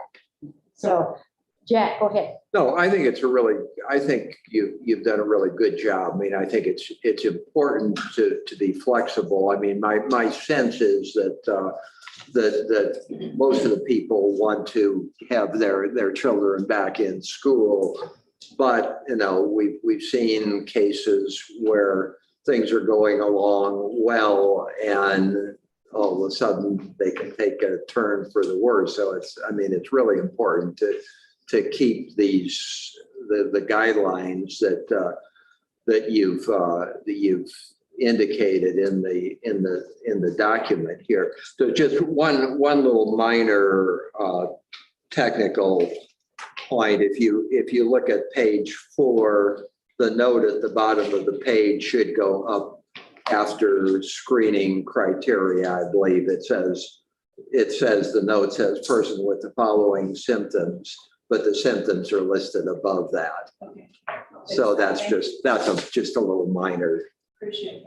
Yeah. change that needs to be made. But I think you've done a really good job. I just have a quick question on page 5 where it talks about the, in 1.2, it says staff, unvaccinated staff are strongly encouraged to wear a mask, which means they don't have to. But then it says requesting an exception to mask requirements in certain departments. Staff who believe they have a condition that prevents them from wearing a mask can request an exemption for a medical reason. So it's kind of like a contradiction. Yeah, that's a really good question. And I talked a little bit with some administrators about that. And there are certain departments like nutrition services that they have to wear a mask all the time. And so that would be a department that would have to request a special exemption not to wear a mask. Okay, but so that's not because of COVID, that's just probably in just general. A job description. Well, they didn't wear masks all the time before. This is COVID, this is because of COVID. It is. Well, that's what I mean, so if they couldn't wear it, if they had to wear it before, but now all of a sudden they need an exemption. You see what I'm saying? Like, did they not wear it before? And now they have to wear it, and now they still don't want to wear it, or? So are you mandating, like cooks, are you mandating that they wear masks? They are mandated to wear masks since COVID. Anyone in nutrition services, bus drivers, certain departments have to wear them all day. Okay, so And if they want a symptom from the CDC guidelines, mandate, okay. Even if they're even if vaccinated? they're vaccinated. So- So maybe that needs to be Okay. stated in here a little We can more clarify clearly, like, Yes, kind of really I think so. I'll make that black and clarify white, that. yeah. yes. And then I just had one more, do we have, like, on the gatherings, like inside, like, do we have a guidelines from like the? For free. There's Go through it. No, I mean, like, it talks about, because like I know Chassa said you can have this many people in your gym at this time and whatnot, but, so that was on 4.1. You know, she went over it and said that, CASA hasn't passed it, but the state said it's okay. Okay, Yeah. so but Chassa kind of has their. and So we're then- waiting for okay. CASA. My guess is Chassa will make those decisions this week. They're having their summit this week. Yeah, okay. And I think Those will Chassa come and out. CD are waiting together to put it out, Those but will come out to the athletic. what they told preliminary is that they're not gonna limit, they're just gonna ask us to screen and encourage those. Yes, so which leads me to the next one where it says, trying to screen everybody coming in. But we're relying on the parents and students when they come into school to do the right thing and screen themselves, but we're gonna try to screen everybody coming into an athletic event. Yeah. So I mean, it's, I don't see the sense in it. It's either we do both of them or we don't do both of them. They're all gonna be in the same building. They're all gonna be around probably the same amount of people at one point or another. So, I mean, Did CDC do the mandate that we have to screen if we have gatherings? CDC has not yet, So, and I don't know if they will, but I think Chassa will be real clear on their expectation, and they haven't put it out yet. That's a very valid point, but I will just share from so many meetings sitting in those, they really feel like the controlled environment is in a school building during the school day. And they consider that a more controlled environment. Staff work for you, they have a responsibility to honor what you ask them and screen. Some school districts make sure that they check in on an app and that their screening is done. But they are responsible to screen as an employee, and that's their duty to do that. And then students, we ask parents to do it. If students don't do it, we offer that at the school buildings as well. But that is considered by CDC a controlled environment. An athletic event is considered a super spreading environment. You have no idea where those people have been, you have no controls over it. We see it differently in maybe a more logical, rational mind, but scientifically, that's what they're calling those two entities. So until we get a direct mandate from CHSA, right now, we don't have any limitations on gatherings. They still recommend outdoor as often as you can. If it's an indoor gathering, they're recommending social distancing, but we're not in a position to have to police that this year. Because it's hard to do. Just in the boardroom. So I have on page 9, it's under the 2.1, the bullet for visitors. And it's of course around the mask, but the wording, we're not mandating mask. But my concern is the way it's worded, if the individual entering the building has not been vaccinated, so then there's my red flag is HIPAA is involved. I'm going to enter the building. Have you been vaccinated? Well, you're violating my HIPAA right to answer. And then your comma, they will be asked to wear a mask. Well, if I'm not vaccinated or an individual that hasn't been vaccinated, isn't that going to be an honor system? Because you can't violate HIPAA. It's going to be an honor system, but it also is put in there to protect our own liabilities and our own district from suits, because yes, HIPAA is a valid concern. In a school building, though, FERPA trumps HIPAA, just to toss acronyms around. Yeah. But well, I don't mean to toss acronyms around. It's real. It's real. But in a school building, we still have the educational rights that trump anything. So if something's going to disrupt the educational rights of the child, as a school district, we can do something about that. However, I did talk to, for instance, Eric Chandler in the high school, and I said, and we talked about that very thing. And I said, that's a liability phrase, just like highly recommended is, because, we're not gonna, if we can say, if you haven't been vaccinated, would you please put on a mask? And if they just walk past it, oh, well, Walmart has a sign up too that they recommend or ask you to put a mask on. And I don't see anyone in Walmart with a mask on anymore. And nobody's chasing them down. So we just want to do our due diligence. We want to be safe, but we're not going to cause a scene. So, and the administrators will be schooled adequately in how to handle that. But the secretaries already do rapture. They already know how to do the health screen. And so they can just say, if you're not vaccinated, you're welcome to take a mask. May I add, one of the pieces of this is to make sure that we have, until legislation is passed about vaccinating our kids. So currently in the state, if there's a law for vaccinating kids, it's the only way we can mandate anything like that and acquire knowledge about it for each of our kids or citizens. However, some of the language that is in here isn't necessarily steps in which we have to do, but the concept is we have to have language in here to demonstrate that we understand that our population is not fully vaccinated. However, we highly recommend, because it takes the litigation off of us. And so it's some of this, and we've had quite vigorous discussions. And I've questioned, Liz, she's done a great job. And actually a lot of this is what you guys built before. And we wanted to utilize the same thing in working with facilities and maintenance and, sanitizing things just to keep people on the same page. However, we also want to make sure that we're utilizing language that protects us. Because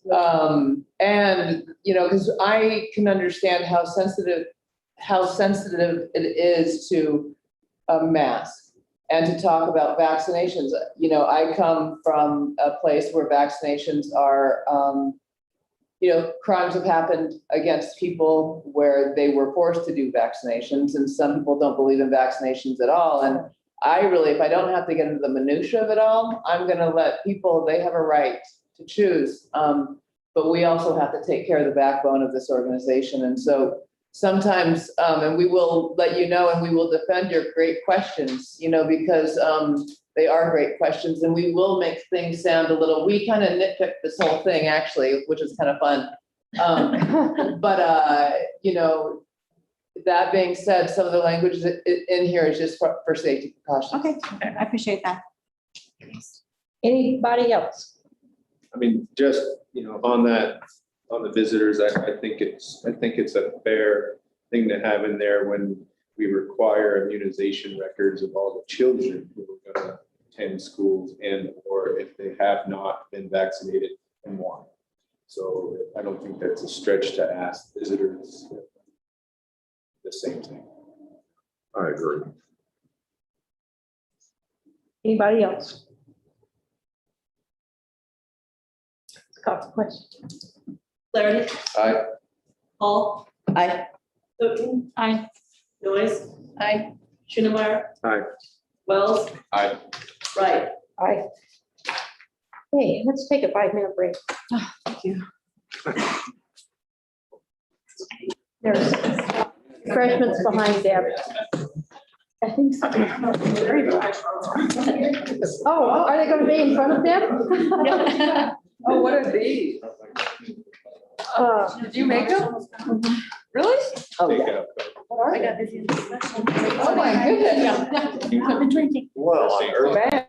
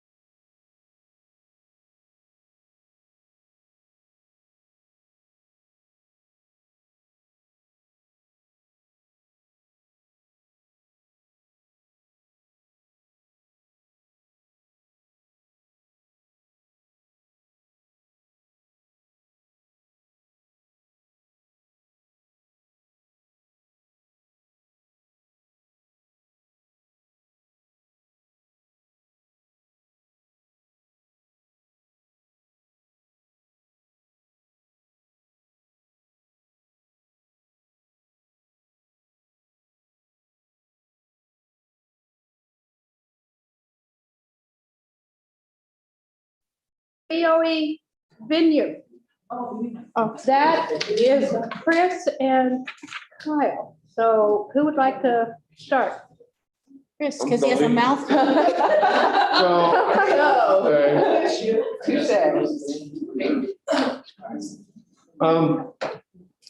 You know, I did some research, found some viable Bluetooth technology that we could use in there.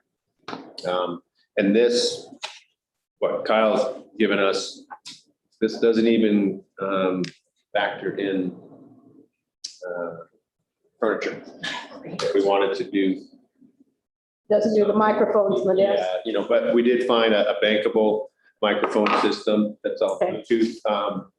And then instead of having to do the whole entire seal and drop ceiling, I found these acoustic baffles. They spread out, they hang from cables.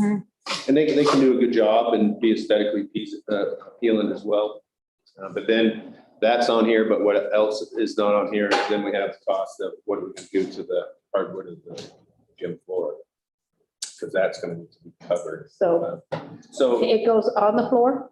well, no, like if we wanted to cover, you know how we discussed. Oh, yeah. Florida for that On the sound, Tile and stuff. yeah, tile or The some carpet. type of carpet, but you know, it, One more thing to this big part of it is that room only has heating. There's no AC into that gym, and that heater is very loud.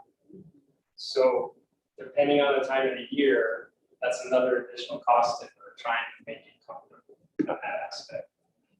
I really think if the high school, I think Kyle agrees too, if the high school is open to us using the facility there, that's like the showcase of the district. You know, that is the best building here. And you could have every month, you could have Mesa night, you could have Kemper night, you could have Lewis, just like we were doing Yeah. for COVID, where they, you know, the little kids could come and do a presentation from the elementary schools, which would be a big deal. Are you saying start going back to each school again? No, I'm saying. Just go to the having high them come school to the and high invite school. them to the high school, because that brings them out of their elementary setting into the high school, which is, you know, that's a Now, big deal. So, the reason that I was told that not to do that was because, and it was Phyllis who said that it was too hard on the secretary to load everything up and take it. but now, you know, and Phyllis did a great job, Did a great job.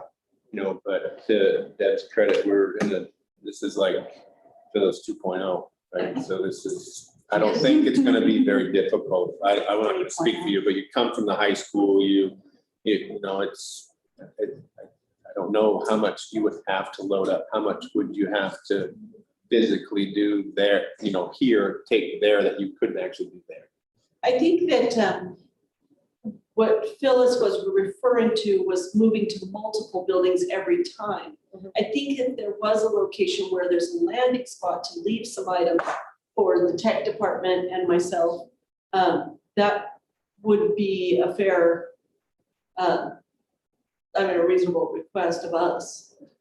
And even something like a little red wagon, you know, that we load up and bring and have it just set up for board meetings and we just wheel it on in, you know, I mean, because they use those a lot in elementaries anyway. And so I think we could look at ways in which to lessen the burden on the staff and hauling things back and forth, but, you know.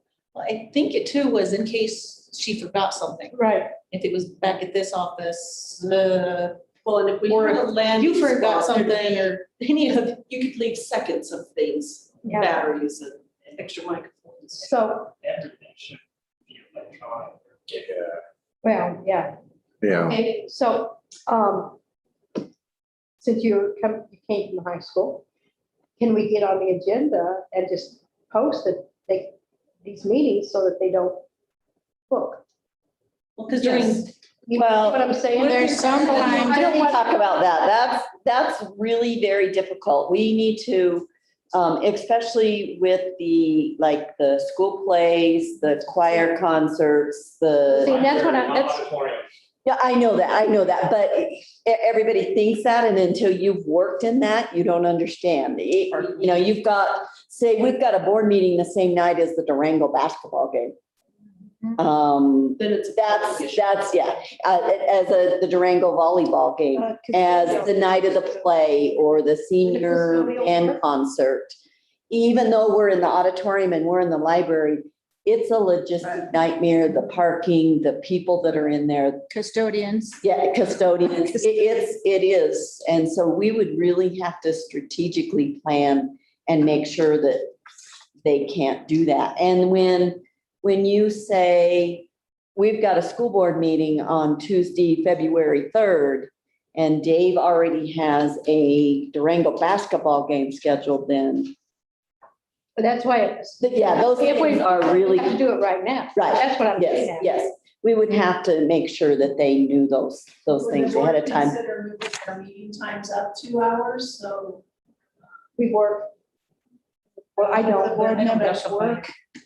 but most people work.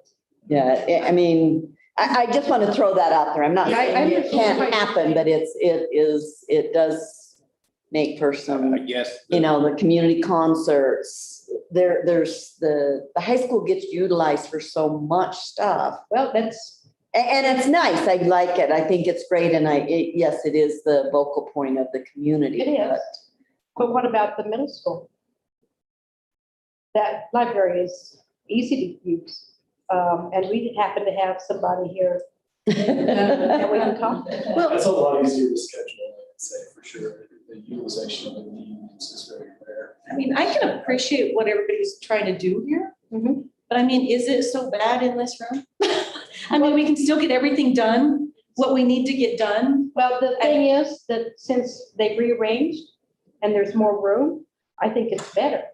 I mean, It used it to be doesn't so, cost it anything. was hard It's- before with people, you know, Yeah, right. trying to get to the auditorium, get to the podium and stuff and tripping over cords. I like the way this is. And so I don't know, I'm just, I mean, shoot, kids can learn in a grass hut. We can have a meeting in this room. I mean, I'm just kind of saying, you know, save the districts. Like I said, I appreciate it, but if we just had money we had nothing to do with, wouldn't that be? you nice? know, but I do say maybe do get maybe you know, we already have, if we need to upgrade some of our systems or what. Maybe the Bluetooth microphones, because when Cody's talking down there and somebody's talking over here, We can't hear it. you can't always hear. And if our main focal president's not in the center, not all of us directors can get, hey, I want to speak when Yeah. she's trying to move the agenda I gotta along. sort that. And I guess like this, this sheet isn't really to justify and push that. It's kind of to show that like we're not even not considering feasible. everything. So Right. how much? Right. do you want? Right. And I don't. And And that was, I was thinking it would I'm be. happy to get this water. Like, so if we can update some of the stuff we have to make it, but because there's some really solid Bluetooth technology out there that we can utilize for mics and smaller speakers if we want, that really wouldn't cost that much. Exactly. So little to no cost is always the best budget. Yeah. So, Maybe another air conditioner. I don't know. oh, Nice and cool. I'm cool. Well, and it's. Well, I'm also sleeping. So, what were you saying, Liz? This room can be dressed up just. for- Oh, absolutely. Yeah. I mean, I mean, it could look really nice in there. Chose A little bit of color. A little bit of color. fresh. Well, I kind of like. the So maybe hospital look myself. motivational. Like, The institutional looks. Meetings on the wall. With just some boardroom chairs that are inexpensive, but not Yeah. school chairs. New director chairs, so they're not so, bottom numbing. I need to find. These are better than we had at one time. I know. I don't want to be so comfortable and go sleep. Okay, so did we decide that we're going to stay here? Yes. I say so. I would say I'm. Okay, Yeah. And do we need to, does Kyle need to bring back something to us for cost of like, for a Bluetooth, Bluetooth for, mic. so we can hear each other? Yeah, I think so. Yeah. Do you mind doing that? I'll get with Mark and we'll put together a great plan. for this room. I'll bring back. Okay. I think we just made your night somehow. You too, child. Okay. Yeah, no, I'm very happy. Kyle's gonna go home saying, I won tonight.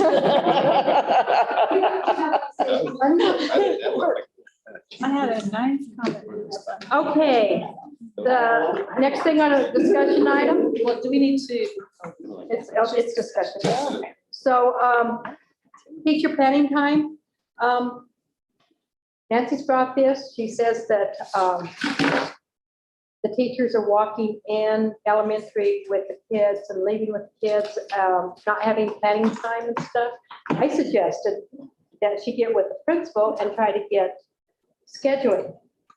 And Mr. Parr, well, I've got you guys over here, to where you can do the back-to-back, and this is your job, not mine. Like, music and PE together, so that gives the teachers a longer span of planning time. Does that make sense? I understand what you're saying, but it's. I don't- I- Every minute that we add towards specials is time away from other content. Our elementary content is 90 minutes for math, 90 minutes for ELA. We just run out of days, time. But that wasn't- And I do, like, that is our special webinar, our 60 minutes. Because we're able to have 4 specials. We're 2-track school with 4 specials. But the other schools are either 1-track or 3-track. And they only have 3 specials, so the timing, they have 45 minutes for specials as a result. So you couldn't make your specials back-to-back? They are, our specials are back to back. So the special teachers don't even have a minute from one class coming in to another class coming in. And I really looked at the schedule, and the most I could do was getting it to 60 minutes, 55, for the special time, because there's just not enough time in the day. We use our gym as a cafeteria as well, so Right. specials can't happen. And so really, yeah, and so there's a chunk out of the day where specials can't happen because of the lunch. I really looked at it, and the most I could do without having to extend the day either way was about 55 minutes. And Mesa's in the same category as. Okay. I knew that, yeah, I knew that you used your gym for specials too. But I also want to advocate for our teachers that they absolutely deserve plan time. Right. And that part of the issue is that the busing routes are dropping off kids at our school at 7:25, and school doesn't start till 7:50. So that's all the time that teachers and staff have to supervise children. And that we don't get to count as educational minutes towards our like math and reading, all the other curriculum that we're working on and doing. And so that makes it very challenging as well. So definitely reducing the bus route or making it more efficient in some way. I don't know. There's a lot of discussion around calendar and Right. scheduling. I just, yeah, and then this really isn't the board's business. I'm more than anything, I'm facilitating the discussion. So, I mean, we can't do anything about the bus route, that's it. But perhaps you could do pairs to, and herd the kids into the gym. Well, one thing, if I might add, I've met with, is it Ms. Shaw? Yeah. Okay, thank you. I had the pleasure of meeting with Ms. Shaw last week, and, you know, I'm a former elementary teacher, and I totally understand that it's, you know, it's totally different than high school and other places where our kids have to be watched, and we have duties, I mean, I get the whole storyline of being an elementary teacher. That being said, we do have Mr. Parr and Ms. Richards that are here, and their focal point and their strand, if you have the opportunity to look at the organizational chart as we move forward. But we're gonna look and see what we can do. I don't know if I have answers, because I know we've tried to figure it out in, you know, schools from here to here to here, but I do value the conversation. I do understand the barriers, because it is very overwhelming when you're teaching 5-year-olds and 6-year-olds and 7-year-olds where they can't be alone. And it's, you know, how do you really advocate for teachers? Because you're right, it's really hard. And especially like in a COVID year where you have social distancing and you have, you know, hopefully that framework of understanding we will not have to deal with this year, but it's a possibility. And then, you know, our teachers were burnt out even without that. And I think we really need to listen to teachers and we really need to listen to administration. And I think we have people who are qualified and adept to look at it from an outside perspective because they're not in the weeds. And then, you know, I can support that as well, but I think this is a tough one. And so we might not have the best answers.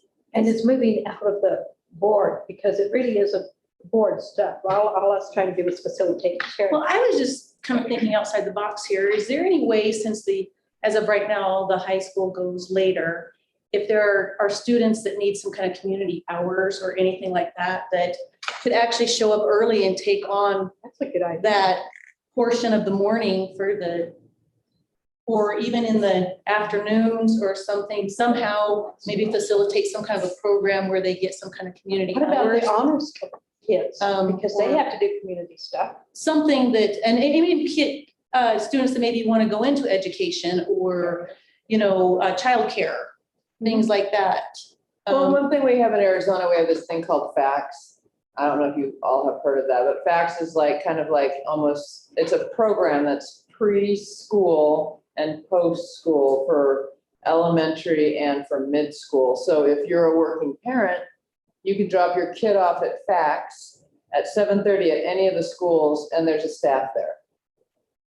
And so it runs. So any kid that comes early, they have to go to FACS.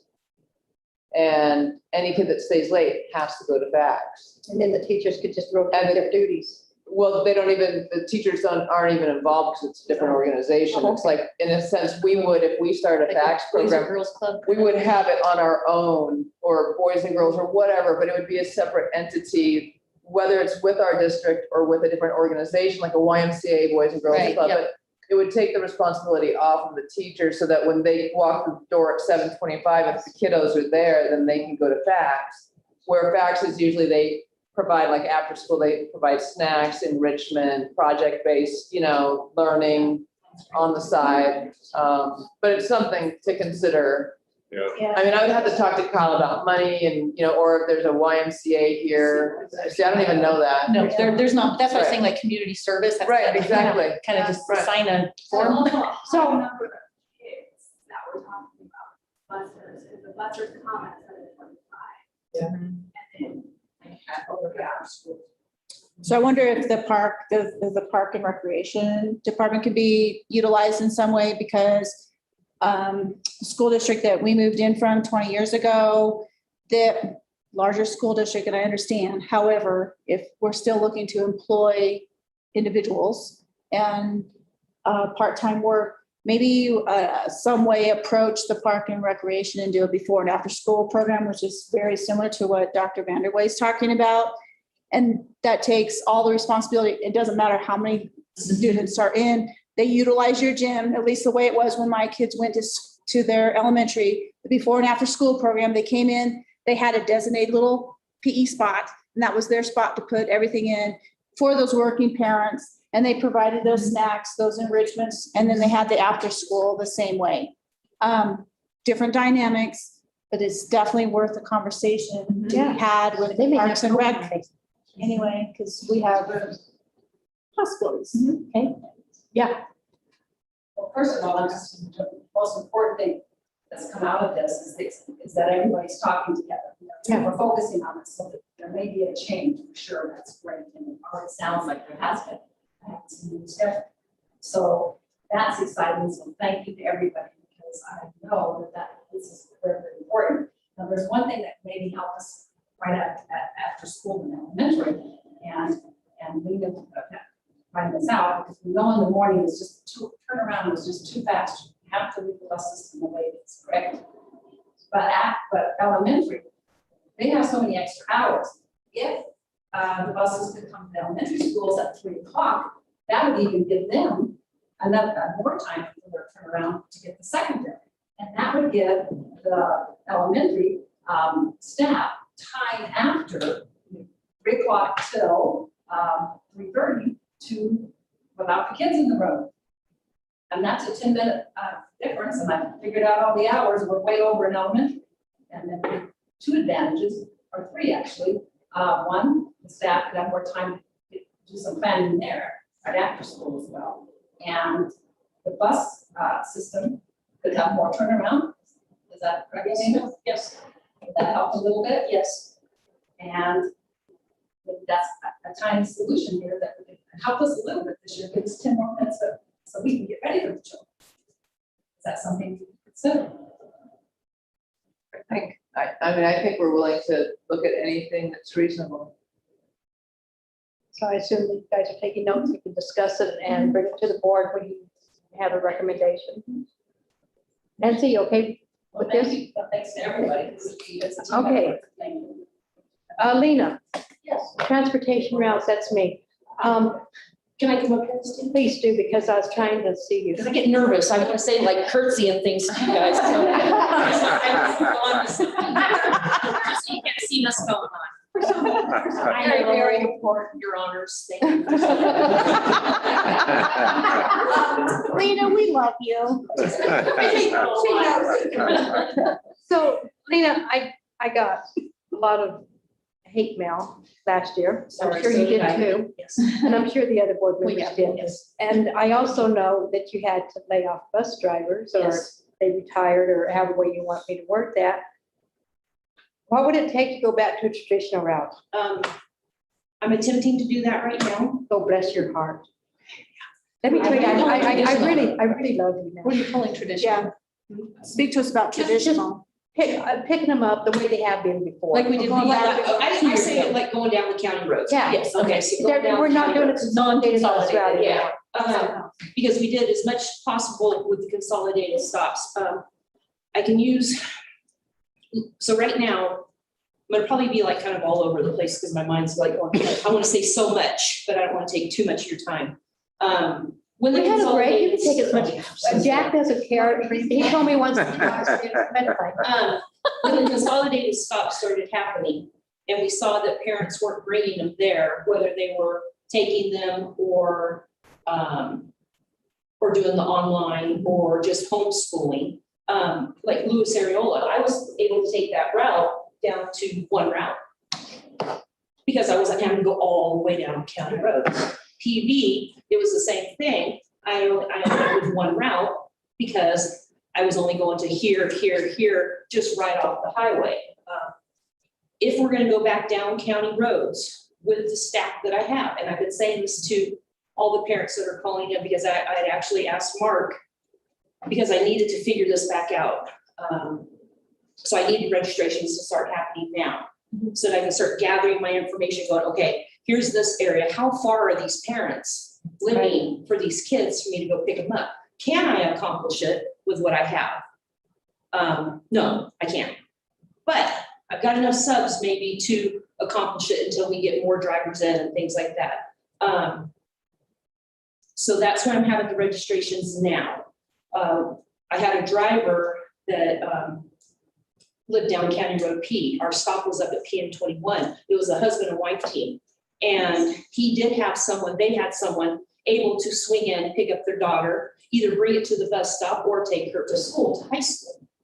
When that family member that was coming through had to move or went to a different job, he had to quit because he had no child. He was not going to send his child walking up 4 miles up a county road. And that's what we ran into. Parents said that. I had parents crying. I had parents, don't you understand? Yeah. So I had to tell them I understand because it's not comfortable for me either when he stops. In the beginning, we dropped off at W and the driver had went up, made the next stop, come back down the highway. The kid that got off at W in the fire station was crossing the highway to get over to his house that was down that way. We didn't realize that he was on that side. So we took care of that like immediately and made a stop on the other side. But those are the scary things that we experienced. And the angry parents, upset parents, don't they realize how hard it is for us to get a kid to school? So our numbers did go down, but now with the registration, I'm seeing that we're getting a lot of phone calls, and I will have Mark probably resend that back out for the parents that haven't called yet, because I really need to know where we need to go to figure out how many drivers I need to send somewhere. I have 2 drivers that are in training. One just passed his test. I have another one, I'm sorry. Just trying to keep it going. I'm gonna make it happen, guys, if we're gonna go back down these county roads and get these kids picked up so that they can get to school. I'm sorry, give me a second. And Landon, while you're composing yourself, I just want for clarification for some of the newer board members, when you're talking about registration, you're not talking about them signing up for school, you're just talking about them registering to ride your bus. Correct. A lot of parents still think, well, they rode last year, they know they're gonna ride this year, and it's not that way. I have to ask the questions, I have to get correct numbers, and I need to have registrations. And so they call and they say, okay, we live here. And now I'm thinking, okay, do I have a bus that I can make go down there? Minot, we went from 4 buses down to 3. One to Toyoak, of course, and then the 2 that were kind of in town. I'm thinking I'm gonna have my drivers come in. I think I can accomplish that with those 2 buses. I'm hoping, I'm keeping my fingers crossed because that's a position I don't have to fill. If I can get them to get down those roads and get those kids picked up. I don't know, what else you want to know? You've answered my question. So I have a question. So currently we have the buses. Right, there you go. Just not the drivers, because Yes. nothing changed with the buses when we went to consolidated routes. We just had less drivers going out. Correct. So we have the buses, but not the drivers. Correct. When I was watching Zooms every once in a while, and I don't know who it is, and we've got the buses, and I'm like, the buses isn't the problem. Yeah. Drivers, it takes us, because we try and do such thorough training, first to get them tested up and then teaching them to be a bus driver. It takes a good over a month to get them tested and trained. Then they start riding other people's routes so they can learn the bus driving portion of it. You know, how to deal with the kids, those extra little things that bus drivers need to do. And so it's not like, you know, I want to say like at a bank, if you have a teller that doesn't show up, you shut the teller thing. And we can't just say, I don't have a driver for that route, you know, hence Sharon driving and Bill, you know, so I'm doing, and when I'm getting the phone calls, this is what I'm telling parents, I'm doing everything in my power to get down those county roads to get your kids picked up. So how many drivers are you lacking? You have these 2, then you'll have drivers enough So to go back? I have 15 routes right now, because that's what, it went from 20 down to 15. Right. I have 14 drivers. So one of these people that just went through training is gonna fill that one position that driver had left. So there's that. Now, I've got subs that I consider, if I put them on a route, they don't want routes, they just want to be subs. So, but I put them on, I call it temporary permanent, you know, so they're on it until we say not. And how many of those do you have? I have 4. So you're still missing. Just say something as a parent. I was one of those parents last year that the school bus had gone past my driveway for 50 years. Okay, that had been a school bus stop for 50 years. And then getting my kids to an actual bus stop, I had to be to work at a certain time. That bus stop, when the bus was supposed to get there, was another 40 minutes later. So I had to figure something out because my kids, I wasn't gonna leave them at the bus stop, especially in the winter time, because I had to be to work. It's not the bus route deal, it's the timing and the everything was just wrong. You know what I'm saying? It just didn't work. And a lot of those kids, that if you drive by their house, their parents is already to work, but those kids know what time they're supposed to be on the bus, and they can take care of themselves to get on the bus from the driveway, but they can't walk 5 miles down the road to do that. So there's so many of the kids here. Ma'am, we understand what you're saying, but this is a board meeting and so please, and she's already stated that. So, go ahead. And so I'm doing everything I can to go back down the county roads. One of the turnarounds, when we were talking the turnaround points or turnaround time, it always in Toyoak is 20 minutes there, right? 20 minutes back, no matter what. And that's good weather, everything happening great. I'm concerned about having time from dropping off at 7:25 and then having to be at the middle school at 8:30. That's tough. To go back through the town. I don't want to insult them and say I'm still doing a consolidated stop. So I'm really perplexed over that. You know, do I take it and move it? It may be a consolidated stop, but more in the middle of town instead of over at the rec center. Because I don't want to insult anybody or, well, you're going all the way out there. So I think with this, with my staffing, I'm gonna look at how far can I go before I need to turn around and get everybody else picked up. So someone that lives right here may get picked up. This one way down there, County Road 10 on CC, I may not be able to make it all the way to that house. Oh, absolutely, especially if there's snow. Right, and then get turned around, get PV dropped off and get into town. Because that's a half an hour. If I'm at PV picking up kids, just the transport into town from PV is a half an hour. Right. Now add in the rest of the roads. So I know that you may end up still getting a few calls here or there because, and I'll use the County Road CC and 10 as my example. When that is basically, I think it's like 6 or 7 miles down, it takes 2.5 minutes to go every mile. I'm into a half an hour there, just going down there and getting one child picked up. So I may not, and those are going to be the parents you may be getting a phone call from. But if anybody has any suggestions on that, I would love to hear it.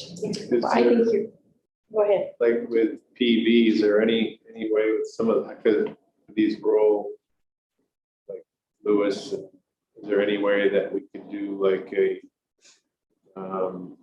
satellite type of bus station where that school has a bus and it's bus driver, and it's not part of your overall route getting back into town to do other routes, they just run Lewis route, they just run the PV route, that's all they do. Now, you mean staff-wise, I don't have that to accomplish, Yeah. but, If we could get staff, that would help. it depends on how many kids, Right. because if you're talking more than 14, we would be able to use the minibus, which minibus is a non-CDL, but they still have to go through every bit of training,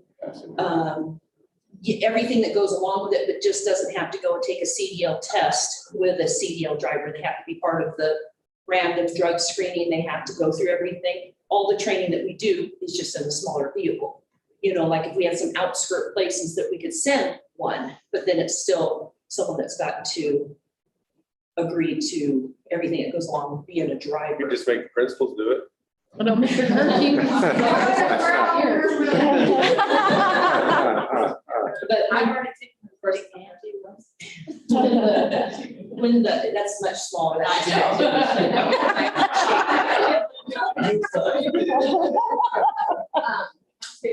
With the 7:25 drop off time, I understand your I don't know teacher talk, but the time that teachers get together and figure out their plan for the next day and whatnot. But the 7:25, drop them off at 7:25, my driver, especially the ones that still have to go out far, they have to be able to use the restroom. And so taking away, a 10-minute break, 15-minute break, and taking it down to run in, use the restroom, get out. It's getting to now the middle school. Now in the afternoon, we think it's fine, but no, now we're picking up elementary. Now we have to be at the middle school to pick them up to go home. So it's still that hour that we get. And 75% of the routes are going to be fine. It's going to be the PV, LA. Yeah. LA is usually very good about getting their kids out there to us. And so is Mesa getting them out there to us quickly, and we get in and get out. And that really does help the drivers to get back in so that they're not pulling in late. And I've got Drew calling me, Lena, where's your buses? Does he really sound like that? That was very nice. That's the default answer. Yeah, road construction, yeah. That's a good one, yeah. Google So doesn't say that. I'm doing my best to accomplish everything that we're trying to do to go back to as much of the country roads as possible. Thank you. You're welcome. Thank you. I appreciate everything you're doing, and I know it's a strain. It's okay. It makes my brain keep turning and everything. And Sharon is just like my backbone. So I appreciate her too. In all of this. So thank you for. Thank you. So you knew before we even brought this I up. like this because it gives me something to hold on to. Thank you for putting. We should put like a little chocolate. We're going to put a microphone there so that you can hold on to that while No, you. so you can see this. Thank you guys. Thank you. Thanks, Lena. Thank you. Okay. Okay, our last one, Lakeview.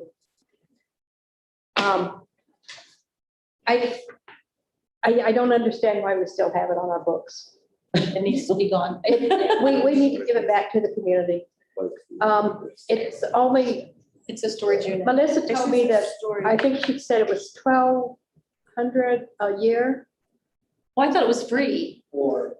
insurance. No, it has to go on insurance. Yeah. Oh, They use insurance, for insurance, So, and I was we're like, wait, using it, and we're using it for storage, and I've been asking around to different people, and they've all told me they really don't even know what's in there anymore. So obviously, if nobody knows what's in You can see there, it from the road. we don't really need it. Just right now. So, Where is it? yeah.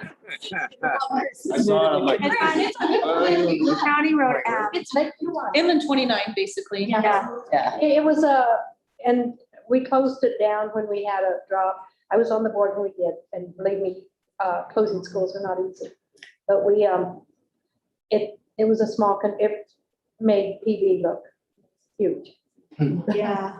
So, And there's a clause with that school then it reverts that back. has to go back to that community. I mean, And it's as really long as we, long. as long as we're using it, they can't claim it.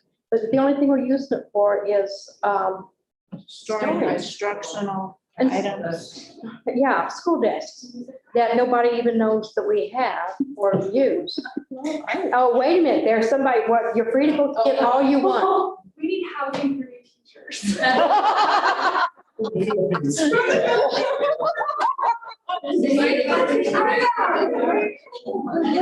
Yeah, but why don't you talk to the high school and see if they can do some little houses? Yeah. I mean, seriously, I'm being very serious. Talk to them and see if they can't, we can get into a building trade of some kind. So, that's you guys, not me. Well, it's actually a great retention and a recruitment strategy, tiny homes we've been looking at, so out on the reservation, I had Teach Ridge, and we did teacher housing, and we have a very small turnover rate, and it's actually a really great idea, and, right.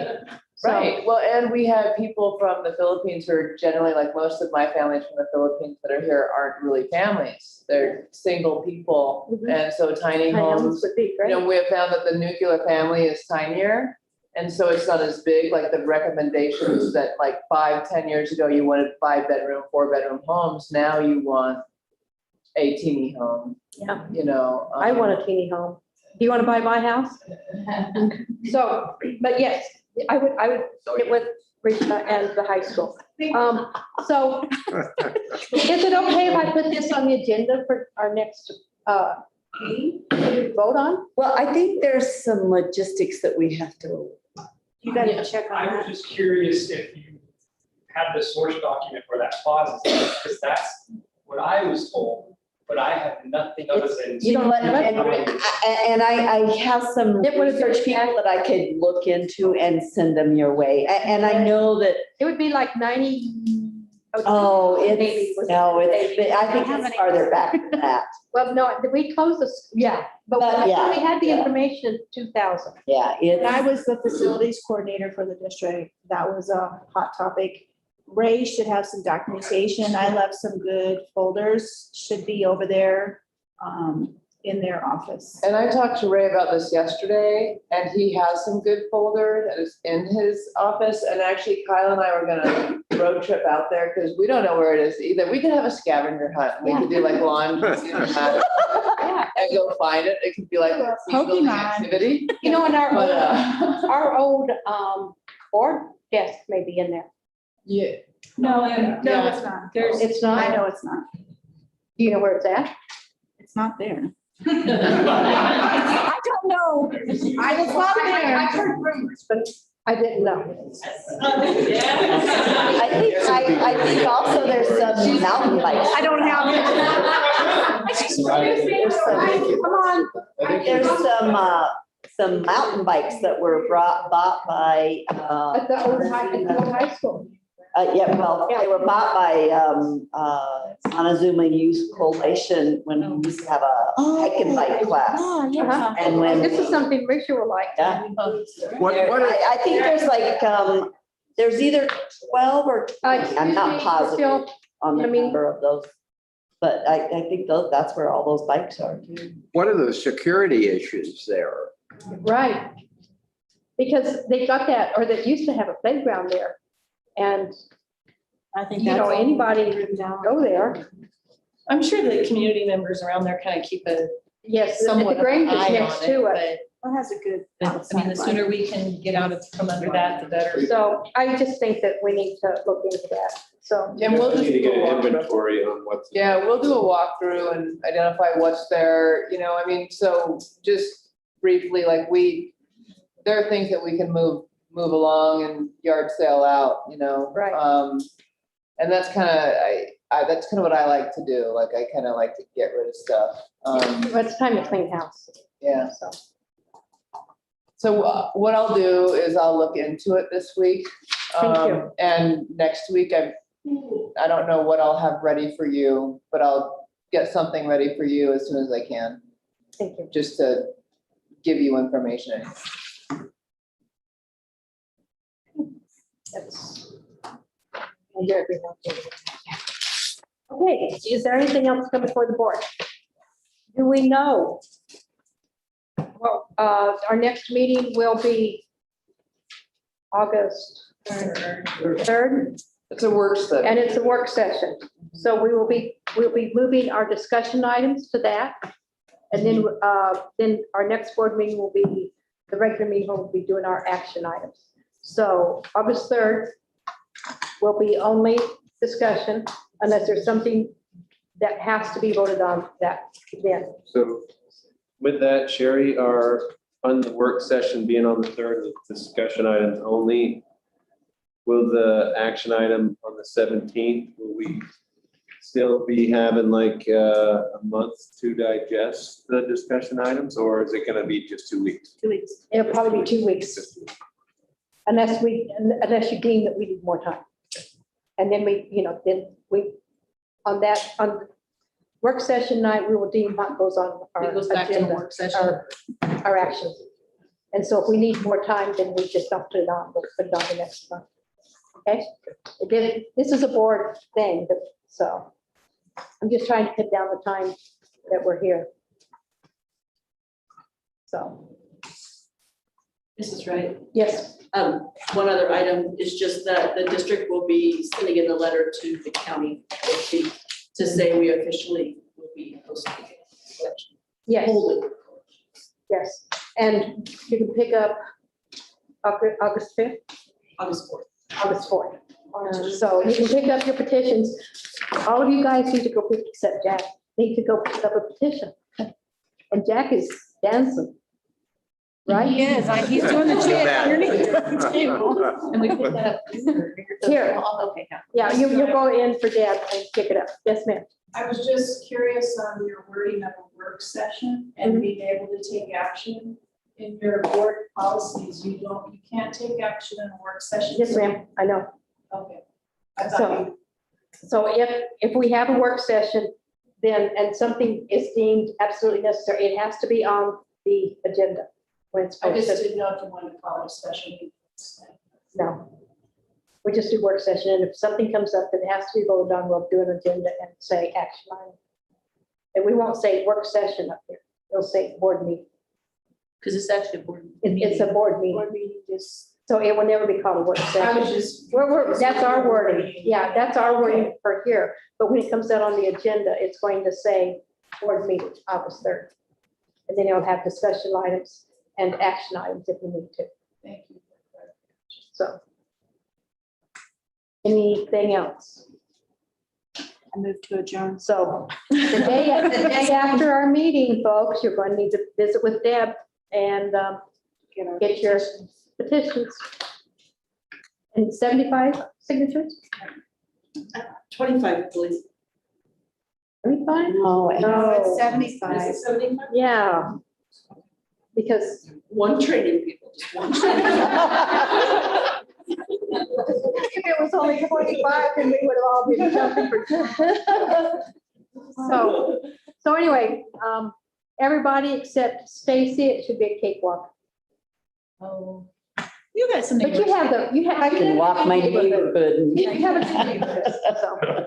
I've got like 5 neighbors between my house and Lewis. But that's okay, Yeah, you're because the bus stop. anybody can sign That's your over. petition. Yeah. Yeah, anybody. I can't sign you guys' No, petition. and we can't sign yours.